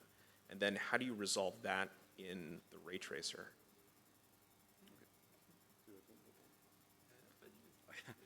Okay, so yeah, so the rough refraction on opaque materials, you mean, I guess? This is the one that's more expensive. And unfortunately today, this one is like a project parameter, because it is a lot more expensive. Each of the lighting passes needs to write out like what's the bottom, what's the top. Mm-hmm. And this is not resolved in the path tracer out of today, so we don't have that in the path tracer out of today. Okay. Yes. Okay, thanks. Yep. So good question, yeah. Hi, Angelo from Roblox. Yeah, I have a question. I wasn't very clear on where are the various stages, like, because you mentioned that you can kind of optionally collapse the tree into like fewer slabs, or I guess even just a single slab. Is that something that you do during the gbuffer layout, or is it something like per object I can bake to like fewer slabs? Yeah, so like that kind of simplification is really, so when you define your project, you define like a target of like what you can support as like the number of bytes you can afford per pixel. And that can be defined per platform. So it means that like, let's say your hero material like on PC, you're targeting like 80 bytes per pixel maximum. then if your material can fit into that, no simplification will happen. But let's say you want to retarget that material into like mobile, it will, and the mobile is targeting like 12 bytes, it will retarget that material directly for that. And that is done at compile time. So you don't pay the cost for it. Yeah, okay, I kind of have a follow-up. Like, if it is not like, done during the gbuffer, then do you run into an issue where your classification, when you are farther away and you're kind of like MIP mapping and whatnot, like now everything is like 7 slabs or whatever? So that's something we want to investigate, but we haven't done. So it would imply like either having permutation, where we pre-compile a few set of them, or we can maybe on the fly trying to simplify that, but that would come at some cost because suddenly the shader compiler wouldn't be able to do some optimization and trimming of things. So, yeah. Thank you.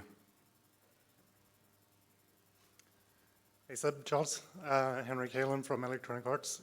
Great presentation. When you're doing the random walk for the path tracer for scattering, I assume you're not doing a spectral walk and that you're applying the LUT or diffusion function there. How do you avoid bias from the random walk on the diffusion?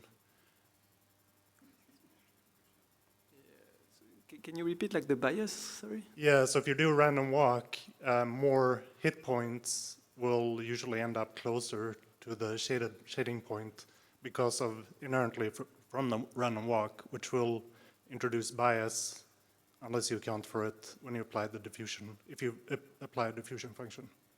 Right. I'm not sure if I can.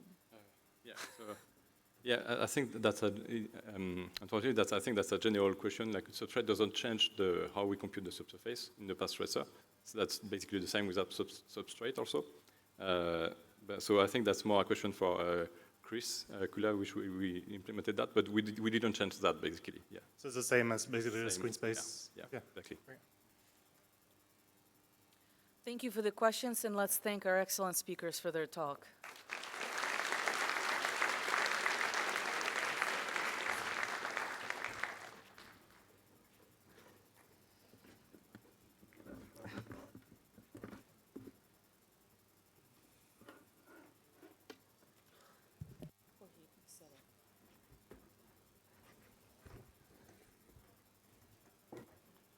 So our next speakers are going to be Jorge Jimenez and Miguel Peterson from Striking Distance Studios.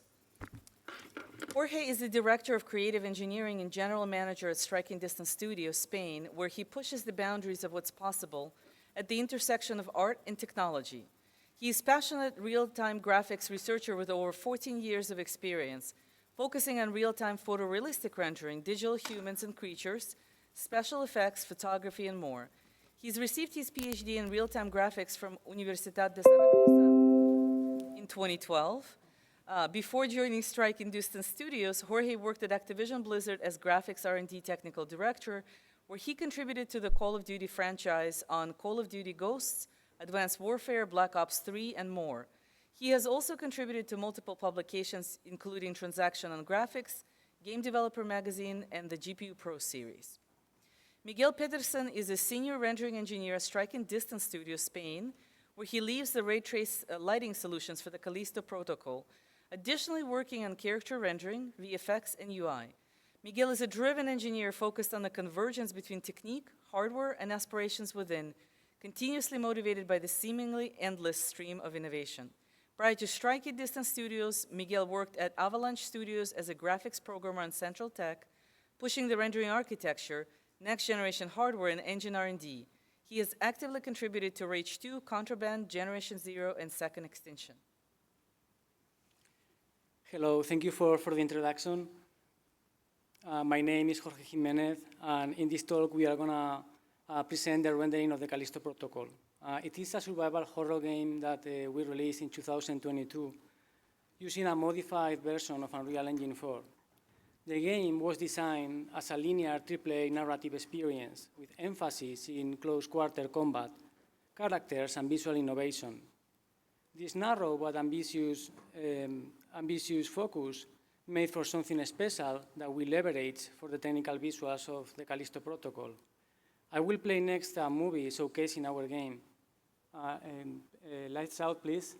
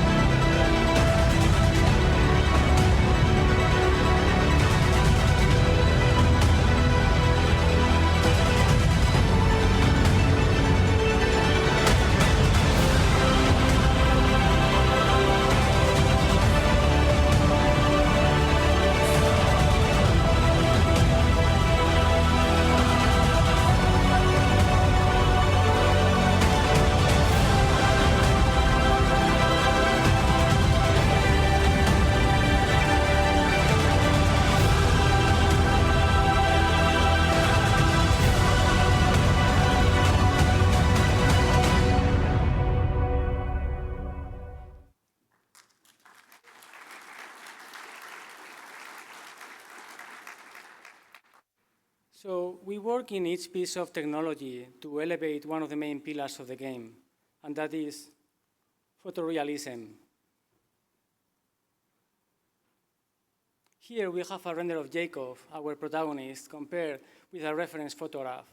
We pursue having the quality that we see on this slide, not only on cinematics, but during gameplay, on any lighting, on any view condition. To achieve that, we base on three concepts that define our core foundation: ground truth, consistency, and observation. Ground truth is the first goal that we rally around. It means for us to minimize the shortcuts taken in real time.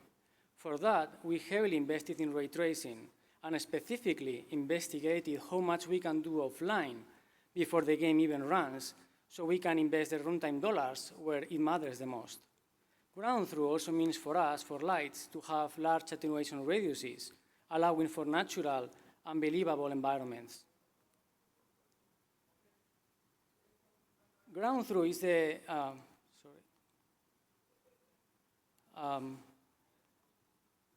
but what is ground truth if we cannot be consistent with executing the vision? For materials to respond correctly in any view or light condition, for all lights to have shadows, and for them to be precise and using ray tracing, and capable of representing the nuances of the lighting. And finally, for all surfaces to reflect light correctly, grounding the different elements into their surroundings, allowing for them to belong to a single unique and cohesive composition. Ground truth for us also means for, I think this is changing automatically, so it's kind of confusing me.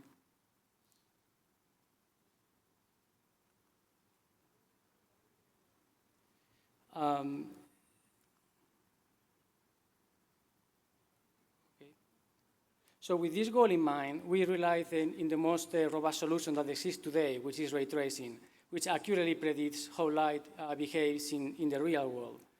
Which leads me to the last concept, which is observation of our world. Because ground truth is not an absolute measure, it is a moving target, and changes as our understanding of the real world advances.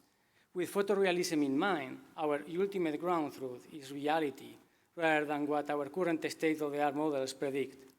Observation is for us the art of learning how to discern the subtleties of lighting, the nuances of materials and textures, and the details that set apart what is synthetic and what is real. To understand them, we invested in control capture environments, which is where our digital doubles workflow was born. The process of taking an object in the real world and turning it into a digital representation.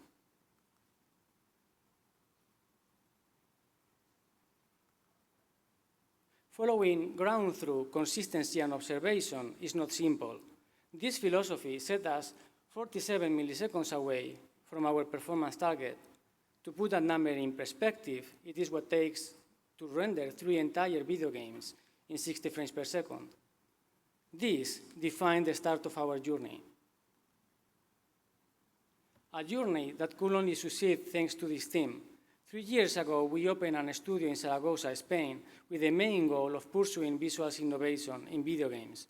I will cover in this presentation the direction, the philosophy, and core concepts that we follow to pursue photorealism, and Miguel Petersen will follow up with the challenges we found and overcame as the project advanced.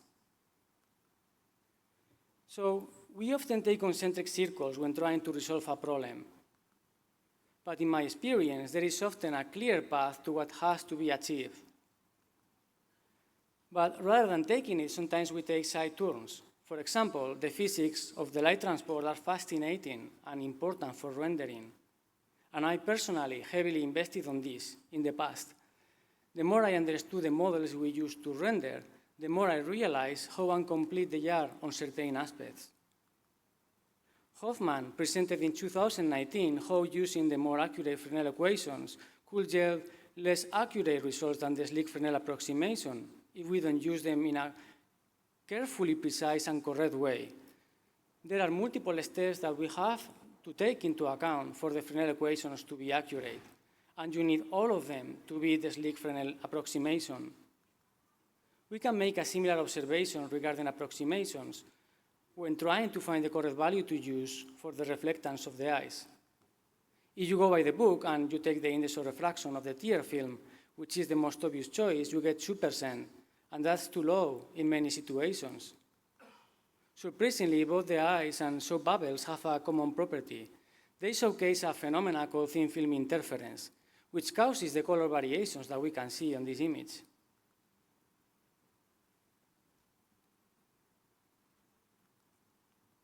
Thin film interference manifests when you have multiple mediums stacked with different indices of refraction. In the case of this picture, we have air, oil, and water. That causes light to bounce twice, first on the oil and second in the water. In brief, because of wave properties of light, it can make reflection weaker or stronger. It is a function of the thickness of this thin film, and depending on how much of this film we have on the eyes, the reflections will be more or less visible. This is known since the 80s in the medical field, where they measure the reflectance and use inverse rendering to infer the thickness of this precorneal film. Sorry, guys, I'm switching the slides and the notes are not moving forward for some reason, so it's kind of confusing to me. So bear with me. So what I learned from this is that physical models can be dangerous if we take them as the ground truth, especially if we are missing important components, such in this case, the thin film interference. If you want to base exclusively on physical models, then you must model every single nuance of the rules defined by physics. It has been a trend to drive parameters automatically with physically based models, which show implicit behaviors. For example, driving retroreflection or Fresnel properties using roughness. If we acknowledge that real-time physical models are, as of today, incomplete, we could opt instead for a more explicit behavior, giving us today the control that we need to match photographic reference. This line of thought was the foundation of our approach to materials. I like to think of photorealism as a problem that we can divide in scales, and all of them matter, from the small scale properties defined at the material level to the larger scale detail that lighting provides. I will start with how we approach designing BRDFs to better match photographic reference. To motivate the problem, here we are matching the teeth appearance when lighting from the front. If we move the light to the side, the teeth is too dark. There are no values in the textures that will help us with this, as it is clearly a problem with the BRDF. This led us to this goal, which is consistency over light incidence and view angles. That consistency can only be achieved with a tool called BRDF. A BRDF tells us how much a material reflects at a given light incidence and outgoing view direction. A useful way to look at BRDFs, as we know, is through a BRDF slice visualization. The inputs are the vertical and horizontal axis, and the output is the value in the image. The brighter it is, the more light is going to reflect, and it has 4 important regions. The specular peak, located on the left side of the image, which defines the area of maximum specular reflection. The Fresnel peak, located on the top side of the image, which defines what happens when you backlit an object. The retroreflection, which is how much light comes back at you when you frontlit an object, but the surface points to the sides. And finally, the diffuse reflection, which covers everything else. Now, let me introduce the MER database, which contains captured BRDF data for 100 different materials, including plastic, metals, and cloth. We use this database to make sure the controls we added to match the reference photography will also have behaviors exhibited in this database to ensure generality outside of our use cases. We classify the materials in this database into categories that exhibit similar characteristics. So A, B, C, D, and A. Now we take them apart, we can see they look different, but like previous work also found, they have some common characteristics. They brighten or darken in the top and right side of the image. This is exactly what we have found in our own measurements when comparing regular shading models against photographs of humans. Let me exit the presentation and open it again because it continues to keep the notes from the previous slide and see this way, the problem is going to be resolved.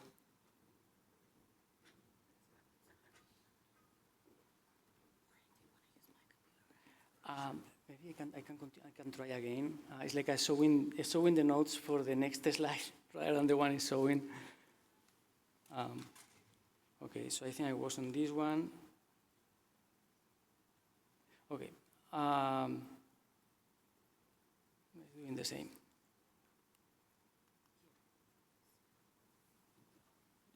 Maybe that's gonna be better.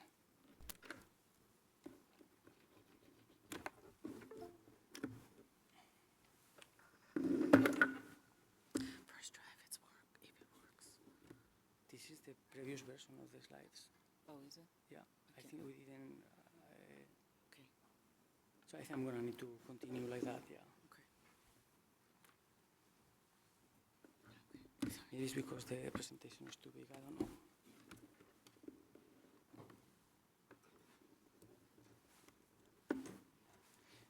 Natasha, in the meantime, if you guys want to, for his part, maybe you guys can take the presentation there. Miguel.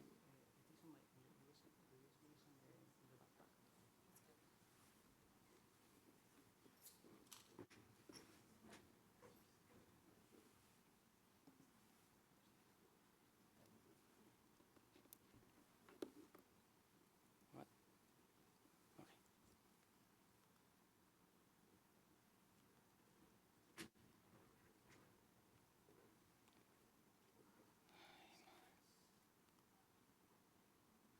So to model this, we are looking for expressiveness in the BRDF design. Lambert, the gold standard and long-standing for centuries, cannot model these subtleties. Oren Nayar can show retroreflection and some Fresnel properties dependent on roughness. And Burley accurately represents materials in the MERL database, but also has an implicit behavior based on roughness. If we adjust the roughness for the specular, sometimes the diffuse appearance we get is not what we are looking for. Possibly because in complex materials like human skin, there is a composition of layers that interact with each other, which cannot be described with simple implicit rules. Now our question was, can we use something simple that will allow us to match photographs, not really paying attention to what statistics predict, but something expressive and general that we can use to directly match behavior that we observe? With that goal in mind, we created the Callisto BRDF. For that, we follow a set of rules. First, we wanted the BRDF to be universal and expressive, avoiding magic numbers and using simple arithmetic. Second, we wanted it to be useful for artists with few parameters and also future-proof and machine learning friendly. Third, we wanted the default values to match the industry standard, which is Lambert and GGX. And finally, we wanted it to perform well both in the MERL database and also in our own digital doubles. Like most BRDFs, it has two components, diffuse and specular. For diffuse, we use Lambert as baseline, but with configurable retroreflection and Fresnel elements. For speculars, we use dual GGX with new Fresnel controls. And finally, a smooth shading terminator is applied to both the diffuse and specular components. So let's dive into the diffuse Fresnel controls.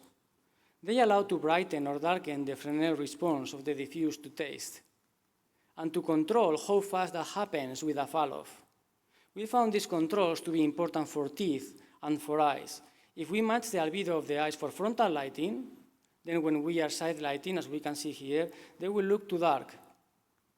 With the new diffuse controls, we can correct for this while preserving the look when we are lighting from the front. We also added symmetrical controls for retroreflection, so we can adjust the reflection on the right side of the BRDF slice, and also control the fall-off over which this happens. The retroreflection controls allow us to flatten or enhance the look of an object when it is lit and observed from the front. Retroreflection is also important for teeth and skin. In this image, we can see how it allows to render the green hues visible in the silhouette of human skin. So this is baseline, and this is with retroreflection. And I'm gonna just take a closer look and pay attention to the silhouette of the face. The mathematical definition of this is completely straightforward, following our goal of arithmetic simplicity, so I'm gonna not get into detail. And we share some common grounds with Burley, but with the main difference being avoiding implicit behavior and instead exposing more parameters by design. We also found the Lambert shading terminator to sometimes be too harsh compared to reality. Looking at the MERL database, we found evidence of materials that had a much smoother transition than Lambert, like in the example in the bottom. To get to that look, we added controls to smooth terminators, which gave us the results that we see in this slide. It allowed for a much better match of our data doubles too. Here we can see without the smooth terminator, and here with it.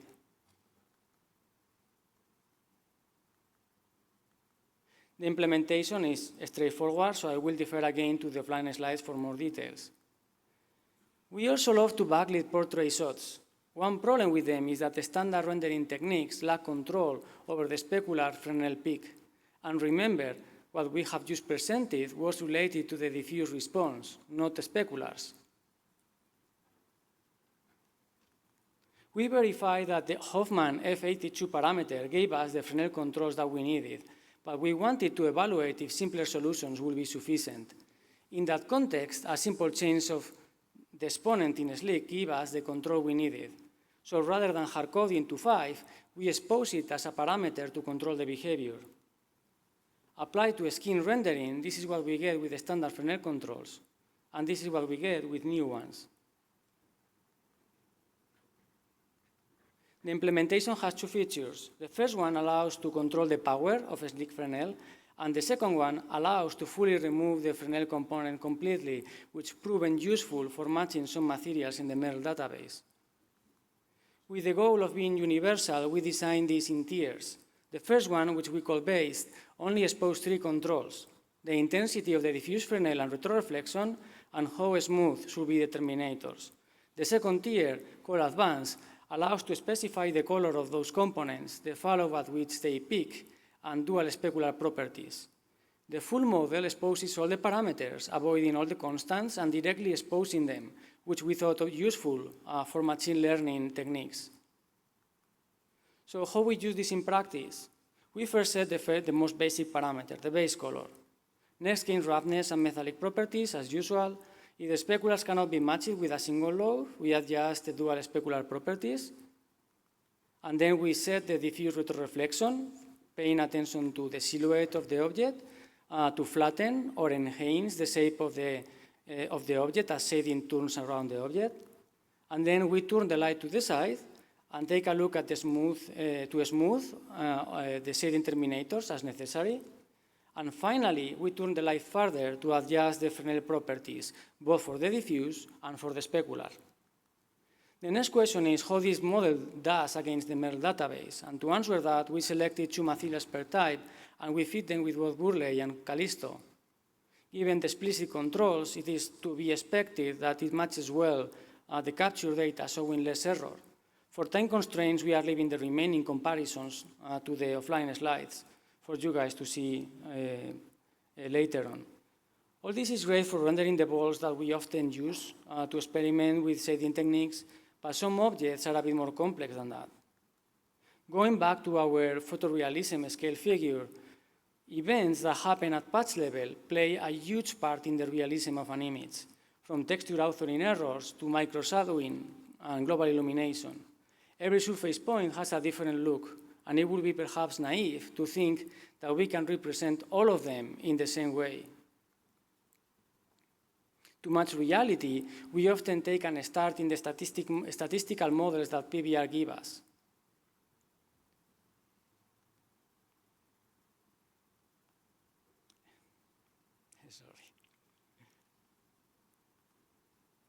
While they offer a very solid foundation, they make assumptions and have limitations. Getting to reality with them is difficult, and I think it will take years or perhaps decades to fully understand the path to get there. However, reality is readily available for us to capture today. Our proposal is then, why we don't try to get as close as possible with the state-of-the-art PBR techniques, and then bridge the gap with a data-driven residual. This residual is the error from what we capture using highly controlled photography and standard rendering techniques. This is where Realis, our technology to reproduce reality, takes the spotlight. It calculates differences from photographs to renders and bakes them into a database. This data is then used in the runtime to reconstruct the shading error for a given light direction. So here we have what Realis does. Everything that we were unable to capture in art, Realis bring it back from the photograph. To finalize our journey towards photorealism, lighting consistency gets as much weight as materials.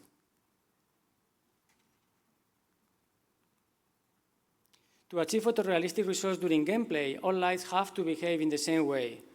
All the attention put into a material will be lost if it does not behave in the same way under different type of lights.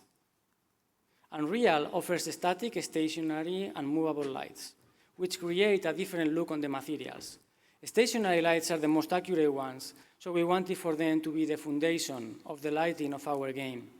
Unreal Engine only supported 4 overlapping stationary lights, which was not enough for our game, so we first extended that to 16.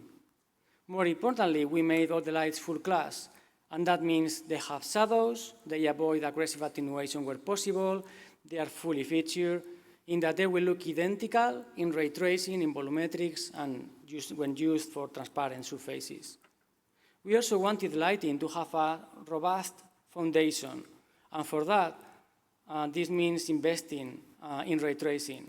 The usage of shadow mapping heavily limits the quality of the results if we look at the problem from a consistency perspective. Ray tracing, on the other hand, is robust, and as Miguel will show later, can be performant if using catching and other techniques. Similar thoughts apply to reflections. Traditional screen space techniques came with significant artifacts in form of either over-occlusion or leaking. On the other hand, ray tracing allows to ground all the scene elements correctly, regardless of the screen space complexity, without having the user address potential issues. Shortcuts for us were not an option given our vision, but consistency came at a very high price. So we have to find a way to make a large number of shadow lights with very long attenuation radiuses fully performant. If we recall our game genre, it was linear in nature, with long corridors, side paths, and rooms. This means light overlap can be very high, and we may be rendering more lights than needed. In this case, for example, the light marked in green will still be rendered from corridor 1, even if only affects in corridor 2. No, I can continue. Unreal Engine uses occlusion queries, which use the full shape of the light, but not accounting for shadowing. In this case, it will render from the left side of the wall, even if the light will not be visible from that location. To address this, we feed light holes during light bakes, using a set of bonding planes. This allows for lights to be constrained to the corridors and the rooms where they belong, drastically reducing the number of lights required to be rendered. Observing the world is crucial in the pursuit of photorealism. Given the time constraints, I'm going to skim over this section, but I'm going to still give an overview. Observing the world took multiple forms in our project. We built a light rig to capture data. We matched bloom to photographic reference. We created detailed doubles of water that we used to understand how to implement the pipe slide in our game. We studied the correct color to use for blood by making accurate measurements of real blood over time. We use traditional VFX for having realistic gore in our game too. We look at forensics to understand blood spatter behavior, and even perform our own experiments using artificial blood to understand blood spatter dynamics, resulting in the blood spatters that we render in our game.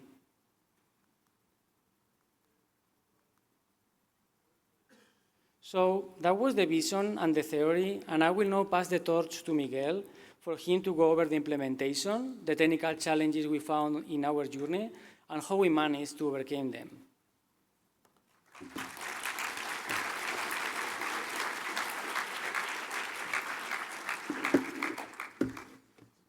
Now that's dedication to your art. But Jorge, no creatures were harmed, right? Only graphics creatures. Graphics programmers.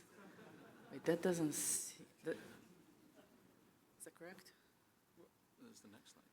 Oh, fuck off, sorry. Seems to work. Okay. All right, let's see how this goes. So, yeah, we're here to make a game. We're not here to reinvent the wheel. Unreal offers a fantastic basis in point from which we can focus only on the bits that we want to improve. And this talk, the topics covered in this talk is far from all the changes, but meaning like we have years worth of optimizations and things like that behind the scenes, but I promise all the important bits are here, or rather the fun bits. So on to the major first feature, Realis, and it's all about character rendering. It was a lot of effort, truly.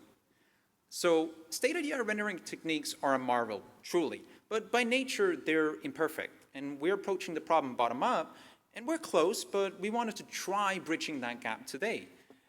Enter Realis, and at its core, it's a BRDF error correction term, whose initial dimensionality is tied to that of the BRDF as well.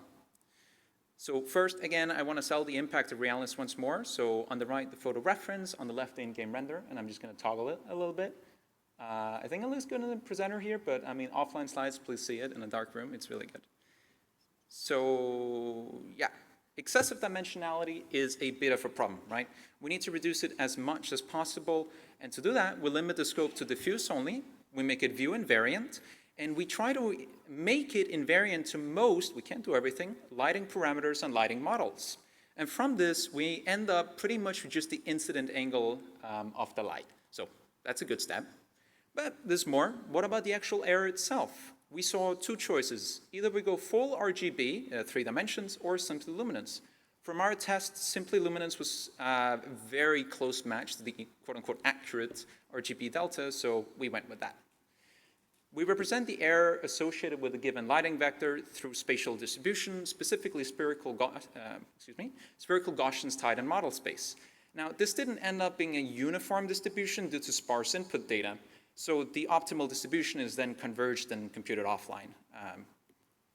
And yeah, here you may find our protagonist in the internal authoring tool, and on the bottom right, you can actually see the final distribution that's chosen. Red implies optimal coverage, and since we only want a Realis on the face, that becomes a hemispherical looking thing. So yeah, that's the idea. Let's talk a little bit about the implementation, and specifically first the baking part of it. So the idea is simple, right? Reference minus render, that's our error. So let's visualize it. First, we subtract the two, render and reference. We demodulate and invert the lighting parameters, project it to texture space, and from here, we should be able to gather our coefficients. Okay. Rendering data is captured in linear space right before tone mapping. Reference data is calibrated and then moved to linear space. Are we done? No, because the data isn't perfect. It's always going to be. You have noise, foreign object, geometric mismatches, the shadowing is off, the speculars are different, texture space stretching, and all sorts of fun things. For example, I don't know how well you're going to be able to see with this camera noise here, and the shadows are not entirely aligned, and naive baking would result in false errors. And the speculars also aren't the same. This was a pretty big challenge to address, but for the purpose of this session, I'm not going to go into the exact implementation details of how we removed bias and contribution here and there and detected that, but there are hidden slides, so if you're interested, please do take a look. So let's move on to the runtime. At the time, we did not have bindless support. So we decided to export the relevant data during the GBuffer rendering. This is potentially a lot of data, and in the interest of memory and bandwidth, this was heavily compressed. Such as, I'm just going over them, right? Precision multipliers, temporal jitterings, chroma subsampling, and most importantly, only exporting the coefficients we actually care about, you know? And with all of the above, we found that given the visual contribution that it has, the cost that is memory, bandwidth, and everything associated, acceptable. So is that it? No. The source data is imperfect and runtime data is a lie. there's plenty of gameplay events that can trigger changes to the material properties. So that's albedo, normals, etc. Everything can change, right? The problem is the error term is tied to exactly the material properties at capture time. So to combat this, we export a very thin version of the bake time properties, meaning albedo and things like that, and then at runtime, we compare against that. If we find that that's changed too much to be confident in the error, we essentially just fade out the Realis contribution. So it's not very complicated, but it's really important. So now that we have the data, let's use it. Come on. Every single light may have Realis contributions. It's not a hero light, this or that, every light. So to apply it, we first project the incident vector to model space, then we evaluate the relevant spherical Gaussians and apply the resulting contribution. Now, what's really pretty about this is that it becomes a functional inverse of the baking process, and I can show you that. So first, and we're just going over the baking, right? We subtract, then we demodulate and invert the lighting function. We project and then store our coefficients. That's all offline. We've already done that. Then at runtime, we technically project the screen space, modulate and apply the lighting function, and then we are going to add it to the current render. And input-wise, we have the render, and output-wise, we have the reference, right? Pretty nice. And that's kind of it. Like, the concept is really simple in nature, but its complexity comes from the data processing. And our particular character content pipeline greatly reduced the overhead associated because it provides us near-perfect geometric and texture space alignment. Future-wise, bindless, yeah, memory, we got to save it. And given the inherent nature of this problem, that is like kind of a multidimensional feature fit, it really does scream machine learning, but that's something we're looking into today, and we'll see how that goes. Shadows, ray trace shadows. We don't just want shadows, we want ray trace shadows. And we want it everywhere, every mode, and every place, right? So we want everything. Shadowing is one of the most important effects to cell immersion. But it's a really difficult problem space because we typically have a bunch of lights just around the player alone, potentially hundreds overall. And I cannot stress this enough. We follow a pure ray tracing approach. There is zero hybrid rasterization. So it's a challenge, but we're quite proud of the results. So it mainly follows 6 pillars. We have caching, variable rate tracing, culling, specialization, denoising, and transmission. I'm going to go into every single one of them. So yeah, let's start with caching. With rasterization, caching schemes are easy because we have a shared light space that allows for a simple recomposition later on. However, with ray tracing, it's kind of difficult because there is no implicitly shared sampling space. So before getting into kind of like our approach, I just want a really quick primer on Unreal lighting. I know some of you already know, but Unreal offers both offline and runtime lighting, offline for static interactions, runtime for dynamic interactions, and there are 3 lighting types within, at least at 4.27. There are movable, stationary, and static. Please note that green denotes a static interaction, blue denotes a dynamic interaction. So let's just really quickly, movable lights, exclusively runtime shadows and runtime lighting. You know, we all know about that. And the second kind, more interesting, stationary lighting, offers offline shadowing, and among other things, for static objects, and runtime shadowing for dynamic objects. It's an interesting split with a fully runtime direct lighting solution. And please note, I'm not going to go over the static lighting. That didn't fit our use case. And again, with stationary lighting, what's really cool about it is that the offline static interactions becomes our de facto caching system in light map sampling space. It's kind of a perfect fit. We can use that. We can run with that. And with stationary lighting, we can also make assumptions based on the movable projections. So by projecting the effective caster frustum from the light, we can determine where we may find potential contribution. And more importantly, where no potential contribution is possible at all. So to kind of like show this in practice, on the left you may find an enemy projecting like a runtime shadow on the floor, and on the right you may find the effect of caster frustum. We only perform runtime tracing inside of that. Everything else is offline. And on top of that, the separation of offline and runtime shadowing allows for a really interesting optimization. We have 2 TLASs, one for static and dynamic objects, and one for just the dynamic objects. Dynamic objects can receive shadowing from both static and dynamic objects, right? So we use the left TLAS. But static objects already have the static interactions pre-computed. So we just need to use the dynamic counterpart. And that's a vastly simpler acceleration structure, much faster trace. So that's kind of a little bit on the caching part. Let's talk a little bit about variable rate tracing. The whole point is to reduce the sample count while maintaining quality. So to do that, we enable 3 rates: quarter, half, and full. And the majority of the shadowing, as seen here, can be reduced to just one sample, that is quarter rate. And we want to attack that. And as you can kind of like see in the video here, what this means in practice is that we focus all of our samples on the silhouette of the casted shadow, and everything else just at least tries to go as low as possible. So to determine the appropriate rates, we compute the variance of the shadowing occlusion after tracing. And this is then being fed to the next frame. And we kind of find it difficult to spot errors due to latency, especially as the denoiser is going to help any affected areas. But an interesting key bit here is that variance doesn't necessarily mean the visually perceptive variance. And what do I mean by that? Lights can be less important due to low intensity, auto exposure, bloom, etc. And an example here, we have one light with 1,000 nits and one with 50, very arbitrary. And the pixel intensity is associated. Key bit is one is clearly more brighter than the other one, right? And to combat that, we weight these rates that we've computed based on the variance, based on the light's perceptual importance after lighting. Implementation-wise, we weigh the rates on the tile's luminance compared to the average scene luminance, and I'm going to talk a little bit about tiles later. An example below, again, same set of lights. The left light has a high perceptive importance, actually higher than the average scene luminance. But the right one has a low perceptive importance when compared to the average scene luminance, so it doesn't matter as much. And to visualize it, we trace, compute the variance-based rates, we do the lighting, and only then do we do the perceptual weighting on the rates that we already have. And then all of this is being fed to the next frame. In practice, this works great. Left is without the feature, right is with the feature. And it results in a huge reduction of samples. Of course, it depends on the scene and its lighting conditions and whatnot. But with variable rates, we get holes. So we need to patch them up with bilateral upsampling. This is done in 2 phases, tracing and then reconstruction. So for quarter rate, we just reconstruct the gaps by averaging them with their neighbors. For half rate on borders, we trace the most significant pixels in the quad, and then we copy them into the relevant gaps.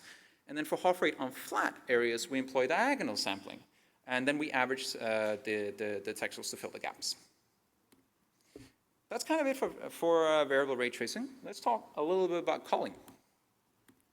We follow a tile classification approach where each light is allocated a conservative set of tiles. Memory is precious, right? And then produces a typical classification output of a Q given some offsets and indirect parameters. The advantage to this is that oversampling is limited to the tile's dimensions, and from there it becomes just a matter of reduction. So the first reduction, it's a classic, right? Reduce the tiles based on the depth bounds. So like min-max over the tile area, reject the light if the shape doesn't intersect. I think we're all kind of aware of that one. On the left, we have an in-game render. On the right is what the tile color sees. And you can kind of see how you have, it's a bit hard here, occluding objects and it's darker behind them and things like that. The brighter, the more lights. And going back to the stationary lighting, we can perform a really useful optimization. So the middle on the, the shadow on the bottom comes from the offline cache. And the shadow on the middle right, the blue thing, comes from runtime tracing. And we can use that. And what we can do is that we can use the offline cache as really fast static occluder checking. So if we have 2 tiles, or rather areas, first area being known lit, but the second area being known statically shadowed, we can simply reject the tile if there is no possible dynamic contribution. And this is a simple texture fetch. It's really quick to check. And left is without the static occluder checking, and right is with. And please note the darkening in the denoted areas. It helps quite considerably to reduce the amount of traces. And finally, cone culling. We can reject the tile entirely if the summarized end.l has no effect. So to do that, we summarize 2 cones, the tile surface normal, and the second one being the tile's surface to light, like positional. And if the intersection between the 2 cones fail, there is no possible contribution at all, so we just reject the tile. Left without, right with. And please note in these 2 areas, and you can see how it is darkening. Yeah. An interesting bit, this is just performance, is that we reuse the forward rendering light grid for culling, and this allows us to collapse all the lights within the depth bounds without having to perform expensive shape testing again. And it's just performance, but it's kind of like Unreal already computes it, let's just use it. And initially, and more on that later, this was one workgroup per tile, each carefully reducing the light set over the tile. But we kind of found that just aligning the tile size, say 32 by 32, to the platform-wise ray generation work group was not enough. And what do I mean by that? A full dispatch, so a direct dispatch, was not matching the equivalent indirect dispatch. That's kind of a problem. To match this, the tile size has to be exactly the underlying workgroup size of the platform, and usually 8 by 4. That's great, but classification had a slowdown on 10x. That's not so great, and that's because each workgroup in the classifier has pretty large resource requirements, and the smaller the workgroup size, the less real work we're going to have going on. So we just process multiple tiles in a single workgroup, 32 at a time, and that gets us pretty close. But if we're processing multiple tiles at a time, how do we accelerate things with wave intrinsics? It's a bit annoying. To do that, we just have to be really careful about scheduling so that each wave is aligned perfectly to the tile regions. So our tiles are 8 by 4. We thought wave 32, right? No. The high resource requirements gets in our way once again. We need to execute on wave 64. And the solution is a bit simple, but those are usually the most fun ones. So if we do one wave intrinsic, just do two. Do them at the same time. And the upper wave intrinsic maxed out the lower one, and the lower wave intrinsic maxed out the upper one. And that worked out really well. And that's kind of it for calling. We have all that going, the right tracing in the right areas. So let's specialize the traces. And what do I mean by that? The problem is that any control flow divergence, meaning in ray tracing, and additional resource pressure from just having a code path at all incurs a global slowdown. So we need a mechanism to split this into localized costs. And to do that, we need to split the pipeline. A perfect example of specialization is the iris. We found that decoupling the diffuse and specular shadowing was vital to cell immersion, and it just jumps automatically. Don't do that, as made evident by the video.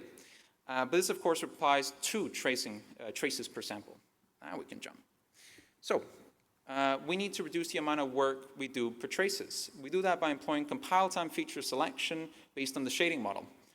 So you have the default shading model, subsurface scattering, eyes, and branching, in case there are multiple models in a single tile. But now, depending on the feature set, a light may have multiple cues. It's not inherently bad, but a naive implementation would just offset the tiles by the cue stride, and this is a rapid expansion of memory usage. We need to reduce that. So to combat that, we run a pre-sum pass that computes the effect of inter-queue offsets for a particular feature. And once the offsets are known, we can put them in a merge queue at runtime. And even with the atomic allocations, I mean, it's just fine. So that was specialization. Just a few quick notes about denoising. The inbuilt denoiser works on the light scissor area. What we do instead is work on the shadowing tiles, which implicitly skips those that have already been called. Additionally, we only denoise tiles with a sufficient variable rate, so that is that it has a rather high variance. This was, of course, the greatest speed up and what allowed us to denoise our shadows. But behind the scenes, we did a lot of optimization we found suitable for our use cases, some platforms, some not, some about memory and etc. But it's not that interesting to talk about. And finally, transmission and what we did there. So what do we want? We want transmission on everything, on all lighting, and we wanted to match our photographic references. To realize this, we based our transmission model in 2010, real-time realistic skin translucency, which provides an estimation for thickness and transmission in a cheap manner. So the inbuilt implementation, which is more accurate, don't get me wrong, may cast up to 2 to 3 additional rays for accuracy, but we wanted to match our performance budgets. So what we do is that we reverse the ray for a free thickness estimation, again, estimation. It no longer stops at the first hit, so the individual trace is more expensive, but we get away with far fewer. Yeah. So now that we have all of the infinity stones, how are we looking? What we get is a speed up of an order of magnitude, roughly 10 times per pass. And please keep in mind that this doesn't include general ray optimizations, only things that we could cleanly and fairly toggle for performance comparisons. In this particular example, which is indicative of proportional savings across the game, we save 36 milliseconds, remove 85% of the tracing cost, and 89% of the denoising cost. This is what allowed us to ship with ray trace shadows on pretty much everything.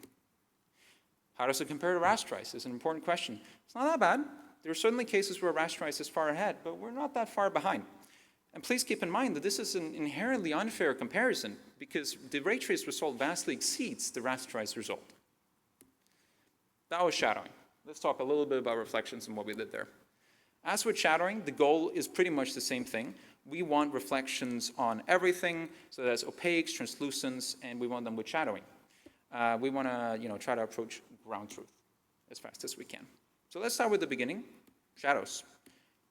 I know it's ugly. This is without occlusion, without shadowing, and this is with. I just want to sell how important it is to have occlusions in reflections, right? I mean, it's a world's difference. Yeah.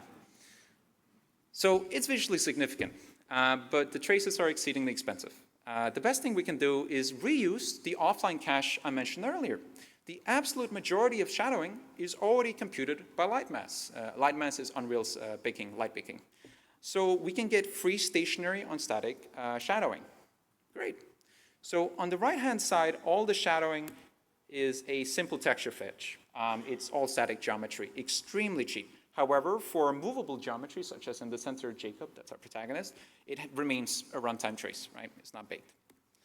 But even with that, we need to make it faster. To do that, we need to pipeline things. Unreal offers the so-called experimental deferred path, from which we base our implementation on. This is mainly a three-step process. There is an initial gather, which is a forced opaque ray, so it stops at the first hit, and then it sorts these hits based on the material it hits, and what this promotes is material coherence, right, which is great. And then it shades it, then it finally shades it. But on the last part, it both retraces if the thing it hit is not a forced opaque material, so it's a non-opaque, right, and performs embedded shadow traces. We need to do something about that. So to combat this, we move all the traces to a separate pass. Static interactions use offline caching. Runtimes performs the traces.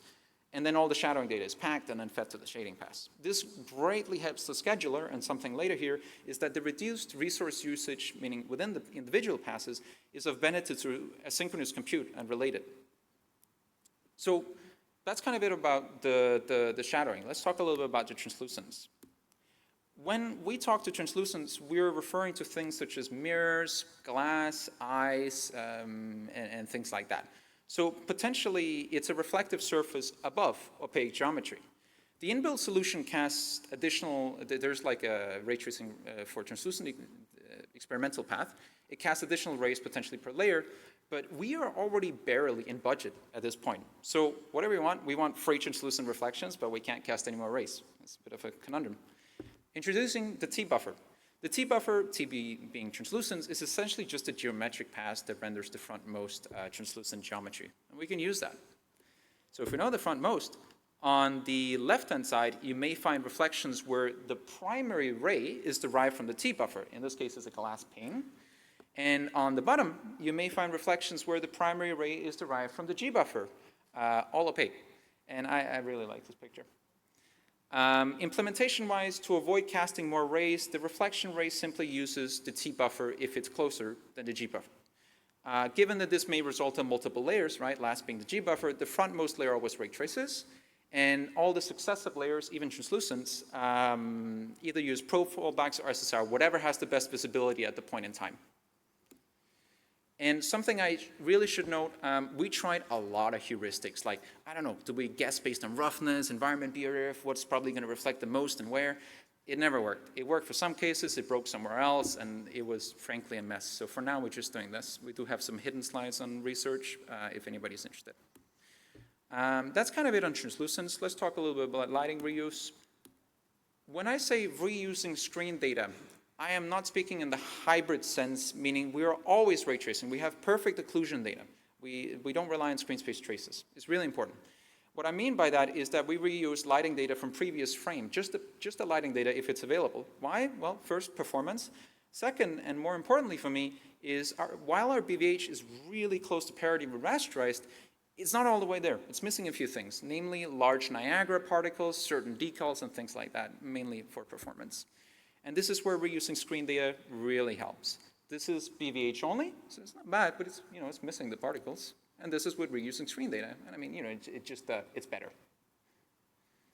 So in pursuit of this, we had a really large push on parity. That's things like lighting functions needs to be the exact same, rasterized, ray traced. Same goes for IES profiles, volumetrics. And specifically, volumetrics were a bit of a pain because without the volumetric contribution, we had a massive visual disconnect and not a pretty one at that. So we need to do something about that. And this only became a problem when we started really reusing the screen space lighting data, as it includes volumetrics. Ray tracing inherently doesn't. The saving point is that Unreal uses a Froxel grid to represent the volumetric integration, and that extends beyond the primary rasterized occluders. So that's great.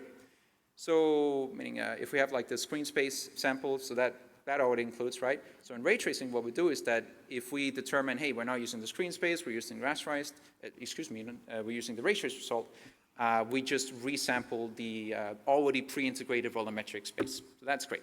And on a small note, I think in the future, we're either going to go expensive integration or we're going to go with pre-integrated spaces. I think my money is on the latter. So yeah, without, with. And I mean, it fixes it, right? It just sells it. That's in lighting, or rather reusing lighting. Let's talk about variable rates again. So the problem is similar to shadows. It's still too slow, and we're shooting too many arrays where it doesn't matter. So we've reintroduced the tile colored. It's a far simpler problem space than ray trace shadows, and from it we get earlier rejection arrays. Given that I already sort of went over the basic concepts in shadowing, I won't go into too much detail here. And on top of that, we're going to add variable ray tracing. This technically extends the work done by the 2019 Ray Traced Reflections Battlefield 5, which uses roughness as the variable factor. But we found that, or rather we believe, the roughness may not necessarily indicate the final contribution, so we instead deduce the rates from the rates based on the reflection variance across the tiles. And again, with a one-frame delay, so you have to really carefully reproject things. And we're going to bring over perceptive importance as well. We compare the linear reflection results with the linear final scene values. From there, we're able to compute the variance on the weighted samples of that. Again, it's all about this, the perceptive importance. Just because variance is high doesn't mean it matters. And showing all of these things in action, please note the mirror-like reflections on the floor below. And these are the resulting variable rates that we compute. I'm just going to toggle. You can see how it's the red, meaning the high rates, are around the areas with the most contribution. And that's pretty much it on variable rates. Again, it borrows a lot of concepts from the shadows. Let's talk about inline tracing. The problem is mainly content, actually. The problem is that our any hits are proportionally incredibly expensive. And we have too many assets that were really over-reliant on opacity mapping. It was unfortunately too late to address through content at the time, so we had to be creative and look elsewhere. And to reduce any hit evaluations, what we did is that we attacked the unordered traversal. And what we do is that we extend the gather pass, the first one, to perform what we call inline summarization. All it does is that it determines the effective ranges of the any hits and the final opaque point. And more importantly, it reduces the any hits by the final opaque and other metadata that could indicate termination. I'm going to have a graph on this. It's all going to make sense. And then based on this reduced range, instead of performing additional retraversal during shading, as it did originally, we have a dedicated pass to retraverse. This pass only runs if there are any potential any hits to evaluate, and once done, it exports the really final hit point. This not only improves the retraversal based on the reduced ranges, but also the general shading performance on two things. One, reduced resource usage, and two, it promotes better material coherency during shading, because now we know really where it's going to end up and what material we're really going to shade. And again, a lot of text. Let me just draw it out. First, we have the gather pass, and it goes through all of the potential any hits inline. And now typically the retraversal would evaluate the expensive records at the end, but this pass is fully inline, and it's really cheap. If I compare the original force opaque to the inline, we only add a couple hundred microseconds at best on Xbox Series X. So compared to what it gives us back, great. And now that we know the reduced ranges, the gather complex solely operates on this reduced range, and it does not evaluate the expensive records at the end. And yeah, you'll notice actually there's two things that's hidden here. It's in the hidden slides, good stuff in there. And let's talk a little bit about reflections and temporality. We use IGN noise across the board as it seemed a better fit for our use cases. And to deal with this occlusion, we just employ a hierarchical blur, and the size of that blur is tied to the last known disocclusion time. So that means the more recent the disocclusion, the greater the blur. And we found that, to be honest, to be more than sufficient. So that's kind of it on reflections. Again, many things behind the scenes, but the important bits. But we're not done. While there's a heap of general optimizations, I just want to touch on a few of the most impactful ones, the kind of things that I feel made us able to ship with this kind of fidelity. The first problem, known to many, is that materials are a cat and mouse game. It's a wonderful tool for content, for engineers. It can be a bit of a challenge. And this was especially so as the ray tracing pipelines requires the per stage GPRs to be that of the worst case. So if you suddenly have a single material that's streamed in with large resource requirements, it can tank performance across the board. And we had a few fun cases on video decoding and things like that. And by fun, I mean a Jira issue. So to combat this, we determined the known good GPR ranges, and we just limited to that. Any resource, any usage beyond that is just going to spill to memory. That means two things. The good content gets faster. The bad content gets slower. But that's okay. We're going to attack the bad content anyway. We want to know when it's there. Another thing is tails, and this is known to many. It can be caused by unfortunate traversal paths, any hit evaluation, anything that is particular to a few rays out of the many. And this is especially bad with numerous traces. We do that after specialization for per light and pipelining limitations that we had at the time. To combat that, we hide the tails and associated latency with batching. So if you have 32 lights, all of their individual tails becomes one long tail. And on Xbox X, we went from 2.47 milliseconds to 1.66, which is a reduction of 32%. And this is for just one line. And this comes at the cost of increased memory. It's a balance. Do we want shorter tails, more memory? And then we have to sort of figure out what that is. And for reflections, we would want to do the same, but we can't because the last stage, or rather the next stage, depends on the last. So we just throw it on asynchronous compute. And we found this really important, reduce the allocated wave limit to 50%. Our reflection kickoff and synchronization point are half a frame apart. And we really want to let the graphics work run as undisturbed as possible, especially given the high resource requirements the reflections has. And the gains from this are in the millisecond, specifically, in this case, 2.35 milliseconds on Xbox Series X, so significant. And unfortunately, similar problems with acceleration structure building. Skin builds are expensive. TLS builds are not making so good use of hardware. Throw it on async as well. In this particular case, we save 0.9 milliseconds, which, most importantly for me, is a reduction of 80% on Xbox Series X. And to me, that's almost free at this point. And here we are. Besides all the technical and algorithmic bits, and we have so much more, what can we take away from all of this?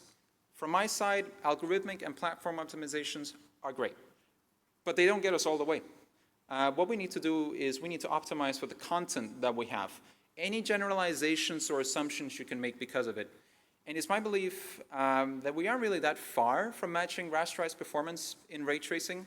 And I think we're not only going to match it eventually, I think we're going to exceed it for the specific problem spaces that we described in here. And I'm going to pass it to Jorge. Thank you.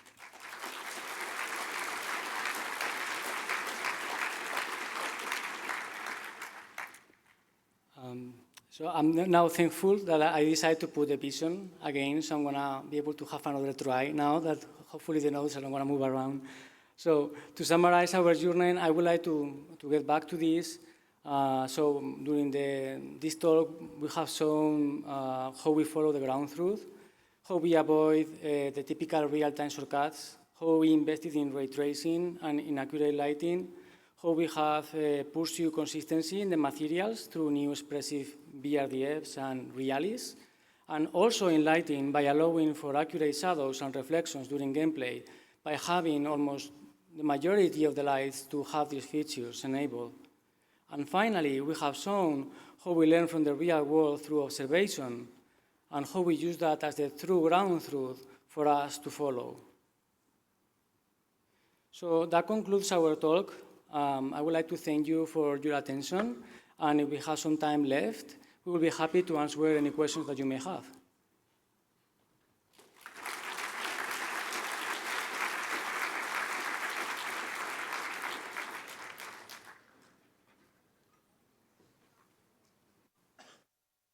Please come to the microphone and don't forget to share your name and where you're from.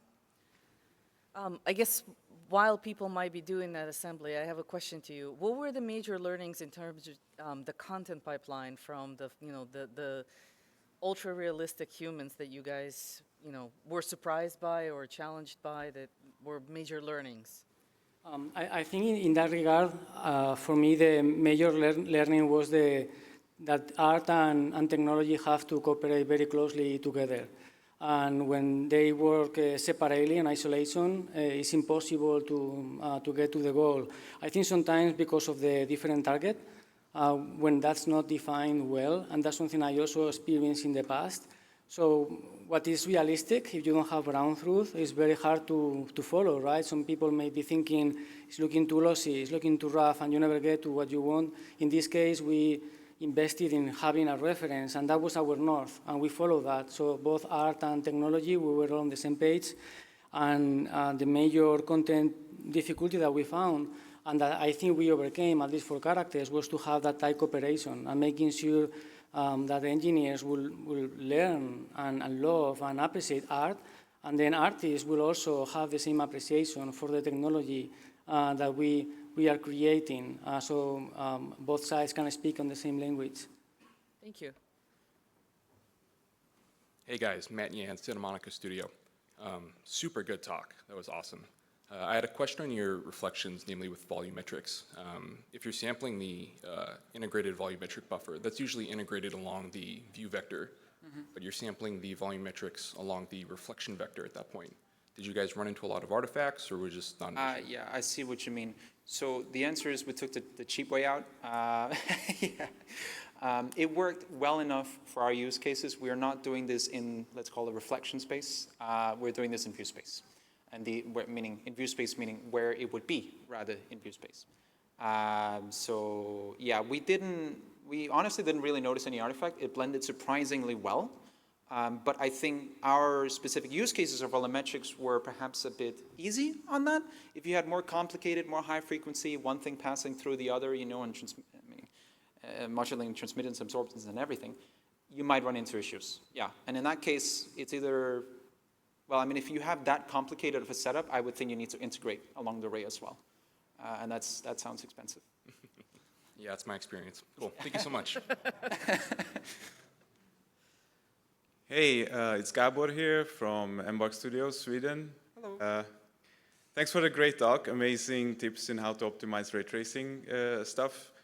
I was wondering, given that you made such fundamental changes to Unreal Engine, what was your strategy in terms of integrating changes from the engine, and what's your thoughts on maybe carrying over all these awesome improvements into your future project that you set out to? So I think I can answer on the, meaning our philosophy on making changes, and then if you could answer the upstream part of the question.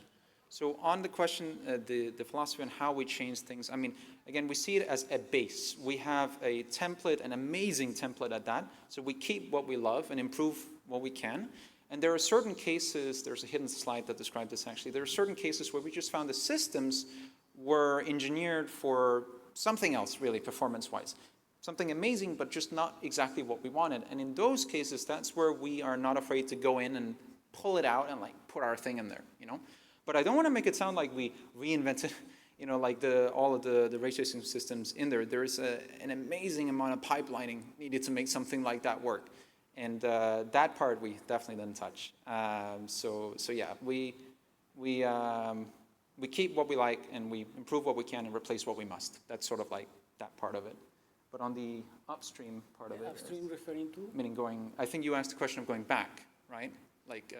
No, I was more referring to carrying over all these improvements that you have into future versions of the engine, which I assume you will be using probably, maybe in the future.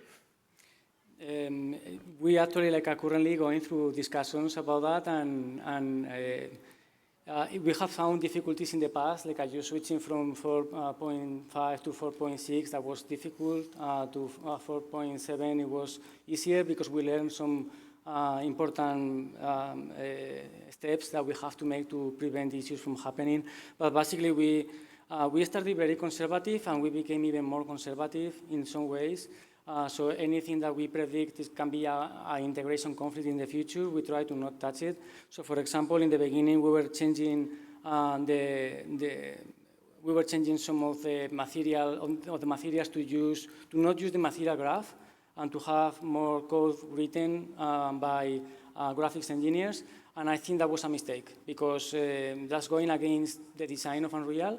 And in the end, that proven to not be that useful, and we had a tremendous amount of integration costs. So what we did is go back again to embrace the direction that is in Unreal, and we became more conservative in that sense, just changing what we felt that was only necessary. But that I don't mean we didn't change things, because we changed a lot of things. Specifically, there are some CPP files that they were very difficult to integrate. But really try to contain them. Some strategies that we also try to follow, we put everything on tags. So everything is enclosed in Jira tags. So every feature has a Jira and is contained. And on the else branch, we have the original code, so we can locate when integrating code. And with some of the larger features, is under macros directly. So we have all the changes that we have made, we can fully disable with a macro, and that helped a lot with the integrations so far. But I think when moving to 5, there's going to be some significant work that we are going to need to do. Great, thank you very much. Thank you. All right. Zdravko, Sega and CA. So basically my question is regarding dynamic changes of skin, like blood flow and stretching the pores and stuff like that. Did you consider something like this? Because this is something that you need more elaborate capture setup for your appearance capture. So the question is if we have been investigating stretching of pores and potentially having the roughness react to that like in previous work. And blood flow, because it basically changes the appearance of skin. And oh, you mean blood flow, like also changes in color as well? Yeah, basically becoming red or we are using color changes, we are using 5 texture maps, the neutral, and then we have another 4, which encode the color changes over all the expressions that we capture, and we trigger them using masks, the same as we drive normal maps and cavity maps. So in that context, we are using it from capture data, from the capture data directly. Okay, thank you. Thank you. Hi there. I'm Michael Azanero. I'm a graphics engineer with Intercept Games working on KSP2. I was curious on, you mentioned in this talk some tools that it seemed like Unreal gave you that you had to use that also helped in your performance optimizations, and then things that you altered from Unreal. So how doable do you think it is to take something like this and either incorporate it into a custom engine or another engine like Unity, using the same optimization techniques you guys used for reuse and like with the reflections, the volumetrics, that kind of stuff? That's a big question. Yeah. I apologize. No, that's the good questions, right? Yeah. I mean, I think, let me approach it from the bottom up. Conceptually, all of this is applicable, for sure. But integration-minded things like that, I mean, Unreal, and for good reason, is a big pipeline, right? And I think if you're asking me, actually integration-wise, how easy it would be to take one thing to the other, I think the answer is quite difficult. Even between, I mean, as mentioned, even between different engine versions, we're already having difficulties navigating it. And I mean, we always get there, but I don't want to use the word barely, but it's a challenge at this point. We find that acceptable. So I think another engine entirely, it would need, to some extent, a rewrite to the point of, maybe even going back to just the concepts themselves, and seeing how those can be implemented and integrated into that engine. But again, I want to stress, I mean, all of this is applicable to every engine ever, every platform ever. But yeah, it's a big engine. I would like to add that most of the things that we have done and we have shown today, from the vision in the beginning to the implementation, they are general concepts, right? I mean, we are talking a little bit about the details, but for example, we built an OLAD tool to be able to compare with photographs. That's universal, right? That's something useful for Unity, for Unreal, anywhere. The BRDF that we are proposing, for example, as well, I also think is universal. I think it's very useful regardless of the environment. and many of the optimizations that we've done for ray tracing, like for example, the variable rate, or trying to choose to only calculate ray tracing on the pixels that cannot be baked. All these ideas, I think they are general, so probably they are a little bit agnostic of the engine. Obviously, the details of the engine are going to affect the implementation, but in high level, I think they are just core concepts. Great, thank you. Thank you. Great. Let's thank our speakers for an awesome, awesome detailed talk.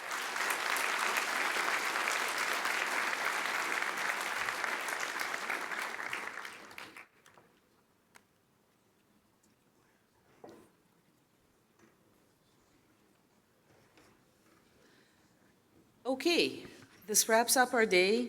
And so I just wanted to, again, thank all of you, especially all of you who stuck out to the end. You've got fortitude, so thank you for sticking around and listening to everything.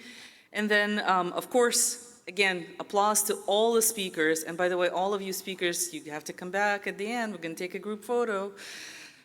Because, again, 18 years or not, this is only by the grace of people who take on all the work. 90% of it, if not 99%, is usually on their own weekends and crazy hours because, well, they have a day job to do, and this is usually a sideline.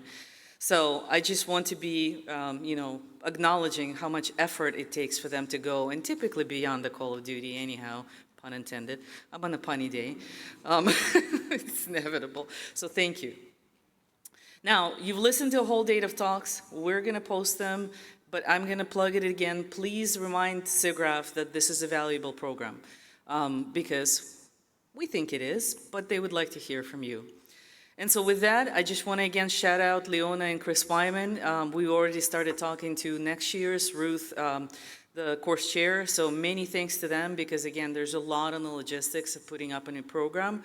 And then again, I want to shout out Eric Hines and Thomas Akanin-Moller for all of their help on hosting the website and all of the, especially as our videos, ironically, the resolution of PowerPoints keeps growing up.